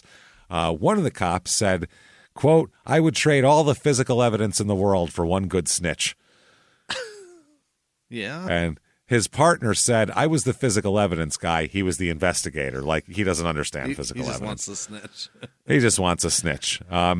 The thing they say is they talk about they logged hundreds of hours. Marianne Roth recalls Kern calling them up at 3 a.m. a couple times. This is the cop. Just didn't know what time it was because he's been working for 36 straight hours. So he was like, oh, shit, my bad. It's 3 a.m. They asked about whether whenever there's a mention of it comes up, he said they always ask him if he ever wanted to run a DNA test to make sure that it's her. Right. Because now the technology is there that they can do that. And he says the last small piece of Joyce's remains was kept for 20 years in case of appeal.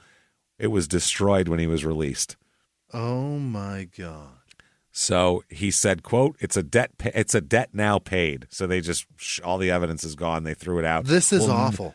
They'll never say, yes, it's definitely her. I mean, Wow. Somebody bought a pool table and the murder weapons. And the murder weapons and before they knew it. No idea. No fucking clue they were buying them. He probably wiped it off, put it right back on the table, and they went, holy shit, I wonder what ball it was. Wow. So they said that the prosecution would have been in a much easier way to do this now. But, they said the prosecutor at the time said, the prosecutor at the time, later he said, I live by a system and rules. Jim Clint paid the penalty that was placed upon him. I don't believe the community is at risk because Jim Clint is free. Are you kidding me? He's not going to go rob fucking gas stations and shoot people. But now this, as it released, a lot of people have a lot of shit to say about this, by the way. People are pissed off. His parents say they can't wait to have him back. Wow. He's going to take care of them now, I guess. While he was in prison, they were the one raising Bart. Bart became a successful chiropractor in Kentucky, by the way. Attaboy. How weird is it to to follow your father's footsteps after your father chainsawed your mother? Yeah, that's got to be You'd think bizarre. You'd do the opposite of whatever he did, right? Bet he usually hates pool, though. He must fucking hate it. You play pool? No, I don't. So they would travel all the way to see him every few weeks. His parents, his mom said, we're just bursting. They're so happy there's there. They still believe that he's innocent. But he said what he did. Oh, but he did it in self-defense. So they believe that. And they also said he may try to get his chiropractor license reinstated. Can you imagine? The Board of Examiners said they would consider such a request and decide whether or not to approve it. They said Jim would be required to take an exam and continuing education courses as part of that process. Sure. Marianne Roth said, as much of a dick and a murderer and everything else that he is, he did heal my back problems. She said he did heal my back problems, but he killed my best friend too. She said it still hurts. So what is so painful is that it never needed to happen. Yeah, obviously not. Right. There's a couple that lives in their house now, by the way. That we know about. We'll talk about that later on. They say that's not haunted. And also the Roths and all the friends say they don't fear his release. They don't think he's going to come to kill them. 2004, August 2004, Jim pleads guilty to a misdemeanor charge of interfering with officers and pays a $50 fine. Police were called to his residence in regards to a domestic dispute with his girlfriend. What? He disobeyed a police office order and against re-entering the house, and he went back in. Then when the cops tried to arrest him and take him away, he tried to twist away from the officers and then they handcuffed him. He's a problem. Yeah. October 2004, he's charged with 2 counts of drug possession and possession of drug paraphernalia after he stopped at 3 a.m., at West 4th Street and Western Avenue. He was sentenced to 1 year probation for the drug possession. A female passenger was also charged. Yes. 2006, he's selling murder tacos now. What are you talking about? He's selling tacos, Jimmy. Where? In fucking Davenport. He's selling tacos. He has a business and he's making Mexican food. Yeah, a writer named David Heitz wrote, I was a regular at a bar in Davenport called Mary's on 2nd. The owner of the bar told me the news about the infamous chiropractor's new career. He and his friend ordered the tacos there regularly.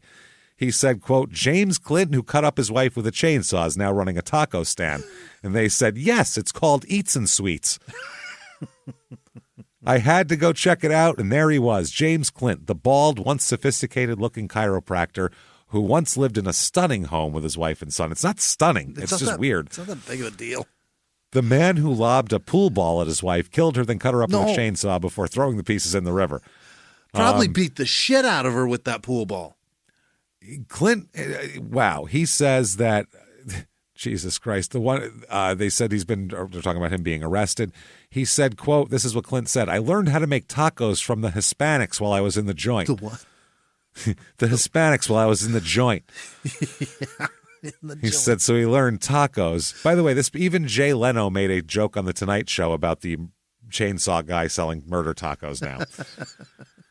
So they interviewed him. They asked him if he was sorry for what he's done. He said, I apologize for the act and I apologize for the lies. He said he sent a letter to his wife's family, but they never got back to her. So I don't know. He said, I'm caring for my elderly parents. He said, a lot of people didn't forgive me, but what are you going to fucking do here? The DA said, I'm glad he has a job at least. What am I going to say? I want him to sit in a corner and die?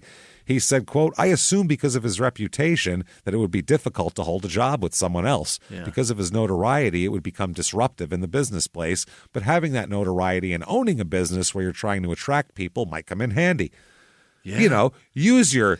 Weirdos might want the murder machaca. They want little pieces of meat that this guy cut up. I don't. Does he carve the carne with the chainsaw? That's how he should do it. He should have it on a big spit like shawarma, but use a chainsaw. Holy shit. His son has his own, Bartley has his own chiropractic office far away from Davenport. He doesn't like it when reporters write stories about his dad's crime, and everybody said he spent his entire life trying to move past it. Sorry, Bartley, yeah, I apologize. Terrible. But you're in your 50s. You can fucking deal with it. You don't care now. It's horrible. I feel terrible for you, what happened to you. That's just disturbing as fuck. So Jim said that he has a good relationship with his son somehow, and he's enormously proud of his son's success. He said, though, he seldom leaves the house now, Jim does, except to cook tacos at Eats and Sweets. He said he's not dating anymore. Yeah. After I got arrested last time. I beat him up all the time. He said, considering what happened to the woman who was with me, it doesn't make for good dating. Yeah, that first date's awkward. Why are you divorced? Not really divorced. Jesus. All the tavern regulars say his tacos are really good. He said most everyone I talked to who tried them gave him 2 thumbs up. So I don't know. There were those who said he did his time and he makes good tacos, and there's those who said they'd never buy a taco from him after what he did. So, but yeah, a 6-pack of tacos are only $6. That's better than Taco Bell's deals. That's fucking great. And goat cheese was 75 cents extra per 3 tacos. So an extra $1.50 for a 6-pack of goat cheese. Yeah. Sometimes he would run out of tacos. He sold them so well. I believe it. Yep. He was also rejected from a charity gig. Also, he said, I'll make the food. And they were like, that's okay. No, thanks. Yep. So someone from the local Muscular Dystrophy Association approached him about participating in a lockup fundraiser where people in the community are arrested and then have to make bond by calling friends. He said he was excited about the idea, but then they told him, wait a second, no, not you. You were actually in there. He said, there 2 stand-up comics that emceed it? Yeah, 2 idiot comics that emceed it at 2 o'clock in the fucking afternoon. We did that. So they said, basically, we found out you are an ex-convict, he said. So they said, would Jerry Lewis approve of that attitude? I don't know. I don't know. I don't know if Jerry would care. 2008, Jim's arrested for another time, and he pleads guilty in a drug case here. He pleads guilty to possession of drug paraphernalia, specifically a crack pipe. He's smoking crack? He's smoking crack, Jimmy, and audience, crack. What? He's a crackhead. He was fined $65. He was driving a Plymouth minivan at 10:30 p.m. on a Sunday when he was stopped for no fucking plate light. Crack in a Voyager. Yep.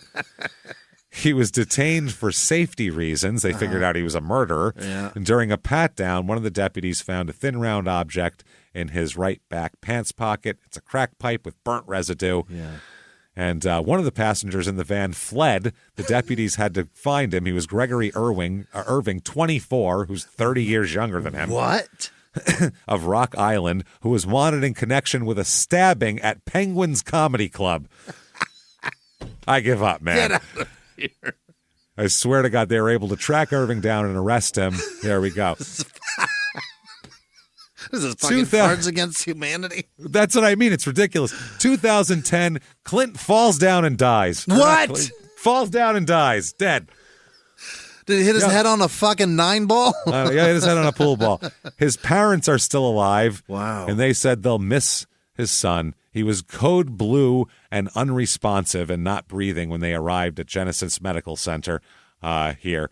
The father said that he died after a bad fall. Said, "We miss Jim. He was the one who kept this place going. He was the glue." He said he was strong as a bull. He had to rupture something when he fell. I think he ruptured his spleen. He said he fell and hurt himself on a piece of furniture. Wouldn't it be amazing if he hit the corner of a table and ripped his fucking stomach open? That'd be awesome. They said they've been caring for him. In 2022 is when the house was sold, the murder house. And the former owner said, "It's kind of bittersweet for me. It's sad. I love this house. I love the neighborhood, the location, the size of it. We've raised our kids here, but they're ready to move on." She said, "People are like, are there any ghosts?" I'm like, "No, there's no ghosts here. I promise. It's just a beautiful home." No, it was just a fucking weird home where a man murdered his wife. So there you go. It is it's only on 0.33 acres too. 3-bedroom, 3-bath, 2.5. 3-bedroom, 2.5 bath. There you go. So that, everybody, is Davenport, Iowa. Can you see why we made an exception on population for this story? It's fucking unbelievable. If you think it's unbelievable too, tell everyone about it. Get on whatever app you're listening on. Give us a review. Give us 5 stars. Doesn't matter what you say. Yeah. Tell us what your favorite kind of taco is. You betcha. And we will love it. Is it a soft taco? Is it a hard? Is it like a San Diego fish taco? Hey. Is it like a Taco Bell American taco, Tex-Mex type thing? Is it a street taco? What is it? Tell us. Also, spread the show around. Tell your friends. Follow on social media. Share on social media. It helps immensely. Head to shutupandgivememurder.com. Get your tickets for live shows. Oh, man, live shows, especially, they are selling fast. 2 are already sold out. One of them in November. Right. First up, Sacramento, April 5th. San Francisco, April 6th. Right. Get your tickets now. Still some good seats available there. And Minnesota, especially, Minneapolis. We got a bigger venue this year. And if you sell this out, it will be our biggest show of all time. Right. You will beat Chicago from 2023. Mm-hmm. So when people ask us, and they do all the time, what's the biggest show you've ever done? We're going to go, fucking Minneapolis, bitches. That's right, because you guys rock. So do that for us. Thank you so much. And, of course, all the other dates, too. Shutupandgivememurder.com.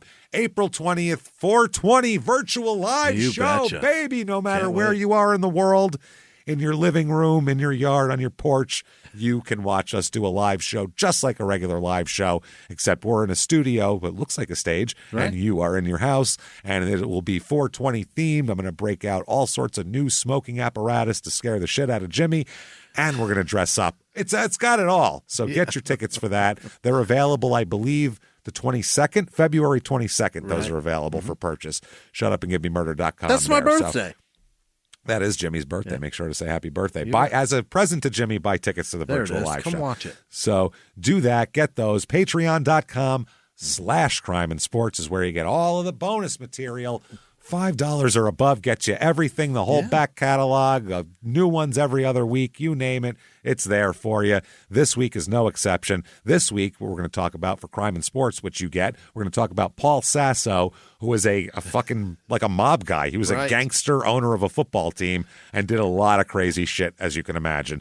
And then for Small Town Murder, we have very fun stuff. We're going to talk about Natalia Grace. Oh, boy. And that whole disaster, somebody's lying. Who's lying? Is it the parents? Did she really try to kill them? Can anybody make tears pop out of their eyes like that father? It's insane. Yeah. We'll talk about it all. Patreon.com/crime and sports. Also follow us on social media at Small Town Murder on Instagram, at Small Town Pod on Facebook. That said, I need to hear the names of those wonderful fucking people on the face of the earth. Jimmie, do me a favor. Hit me with them right goddamn now. This week's executive producer, Jordan Bennett, Kyle Norweg. Again, thanks, Kyle. Caroline Moore, thank you so much. And Erica Magliacetti, thank you so much. That's a great fucking name, Magliacetti. I love it. Nailed it, if I Nice. do say. You sound like fucking pasta. All right, Hey, other I producers this week. I knew somebody with a last name like that.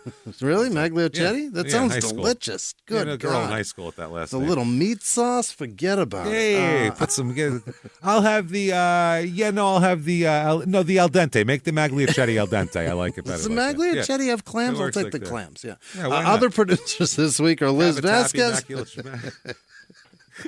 ahead. Sorry. Liz Vasquez, Peyton Meadows, Jolly Green Giant, Tyler Fraser's music. I didn't look up what Tyler Fraser's music is, but I hope it's good. Janice Hope Hill, so.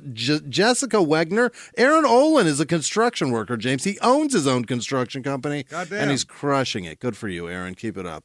Jack S. Ward, Kelly Fuller, Ayanna Harrison Riley, Mark Gichiro. Mark, you got a tough name. Holly It's a tough one. Bostony. Holly Bostony. Ada Urbanek. James B. Stephanie Longhurst. Joshua Sharp. Jay Sisk. And Adam Hilsamer. Mary Fontana. Nate Gooden. Georgie Greco Navarra, A. Marie, Walter with no last name, Genevieve Klim, Brittany Plato, Carrie Kelly, Sam with no last name, Tatiana M., Amy Wyatt, Christina with no last name, Rich Franco, Andy with no last name, Maggie Leonardi, C, and the letter E right after it. Michael Brock, Erica Kennedy, John Mackey, Jess Nordfors, Darlene Sheets, Melissa Nelson, Kristen Birch, Michelle Johns, Melissa McLeod Clark, Michelle with no last name, Matthew Fisher, Robert Sabika, Sobecki. All right. Jenny Acevedo, Josh Hines, Natasha McCunny, that's what that is. DeGuera Cook, Bethany Wojtek, like Wojciech Wojciechowski. Justin Carrington. Let's go, Manson. It's the only Wojtek I know. All of us went, hey, I know that one. Angela McCullough Sherwood, Bob Miners, Odette Marie, Jody Stith, Lucy Shearer, Shan maybe, Ryan Foley, Texas Pete, Andrea Wagoner, Bliss without the ESO. I don't know what that means. Greg Hodge, Pamela Easterbrook, Hillary Chip, Bree McNeil, Lupe Rodriguez Robinson, Regina Lawson, Hoosier Nurse. All right. Jamie Serrecchio, Ed Payne, Stephen Something Jacobs. Jorge M. BJ Wilford, Travis Traversy. Wow, that's a tough one. How do they do that to Parents you, Travis? did you wrong right there.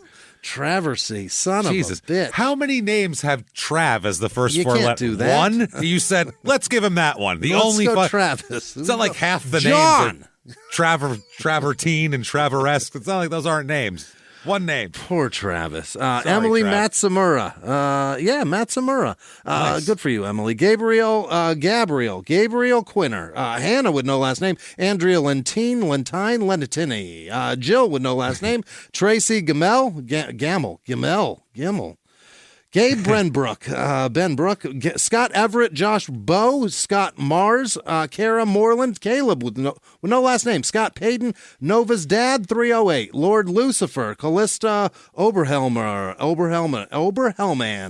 Sean Saratsky, Bristy, McIntyre, Flandog, 1999, Leah Williams, Kim with no last name, Ethan Chervany, Kyler Hoover, Nancy Hale Minix, Joe G, Deborah with no last name, Jessica Deerfield, Megan Conklin, Steph with no last name, Leslie Lick, Morgan Fraser, Dana C, Natalie with no last name, Heather A. Worley, Sandy with no last name, Sheila Scarrington, Sheila Scarrington, Sheila, who does Now that? you're cooking.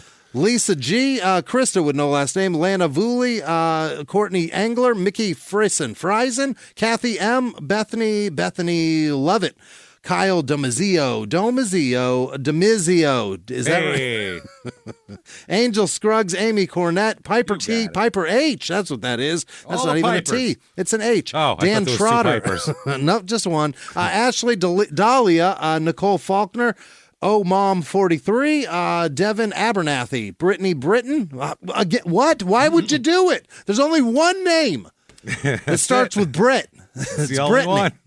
It's fucking A, man. Alan with no last name. John Bentley, Bobby with no last name. Jay with no last name. Marissa Rice, Cat with no last name. That could be the Williams. Dara Noel, Sure it is. Kelly Sayers, Elizabeth Voles, Temple, Let me tell Jessica. you something about this shit Patreon. Sorry. These two white boys be up to some shit. Jessica Holmes. Bullshithunting.com. Carissa Scarola. Kayla with no last name. Jeremy Patrick Swayze O'Brien III. Joey Jojo Jr. Shabadoo. Alicia with no last name. Hadley Nair. Sarah Quartz. Austin Van Vleck.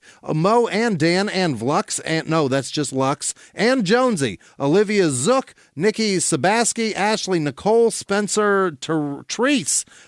Sarah with no last name, Aaron Niedzolakowski, and all of our patrons. Thank you so much. Thank you so much, everybody. You wonderful, wonderful, wonderful bastards. Yeah. We just can't tell you how much we appreciate it. You want to find us on social media, shutupandgivememurder.com, drop-down menu, links to everything. You can't get lost. That said, thank you for joining us. And until next week, everybody, it's been our pleasure. Rack 'em.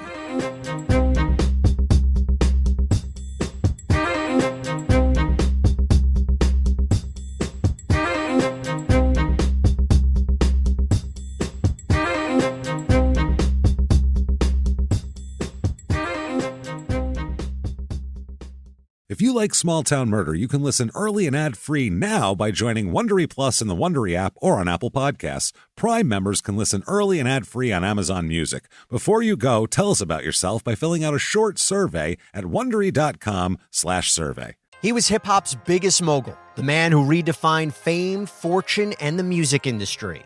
The first male rapper to be honored on the Hollywood Walk of Fame, Sean Diddy Combs. Diddy built an empire and lived a life most people only dream about. Everybody know ain't no party like a Diddy party, so. Yeah, that's what's up. But just as quickly as his empire rose, it came crashing down. Today I'm announcing the unsealing of a 3-count indictment, charging Sean Combs with racketeering conspiracy, sex trafficking, interstate transportation for prostitution. I was up. I hit rock bottom, but I make no excuses. I'm disgusted. I'm so sorry. Until you're wearing an orange jumpsuit, it's not real. Now it's real. From his meteoric rise to his shocking fall from grace, from law and crime, this is the rise and fall of Diddy. Listen to the rise and fall of Diddy exclusively with Wondery Plus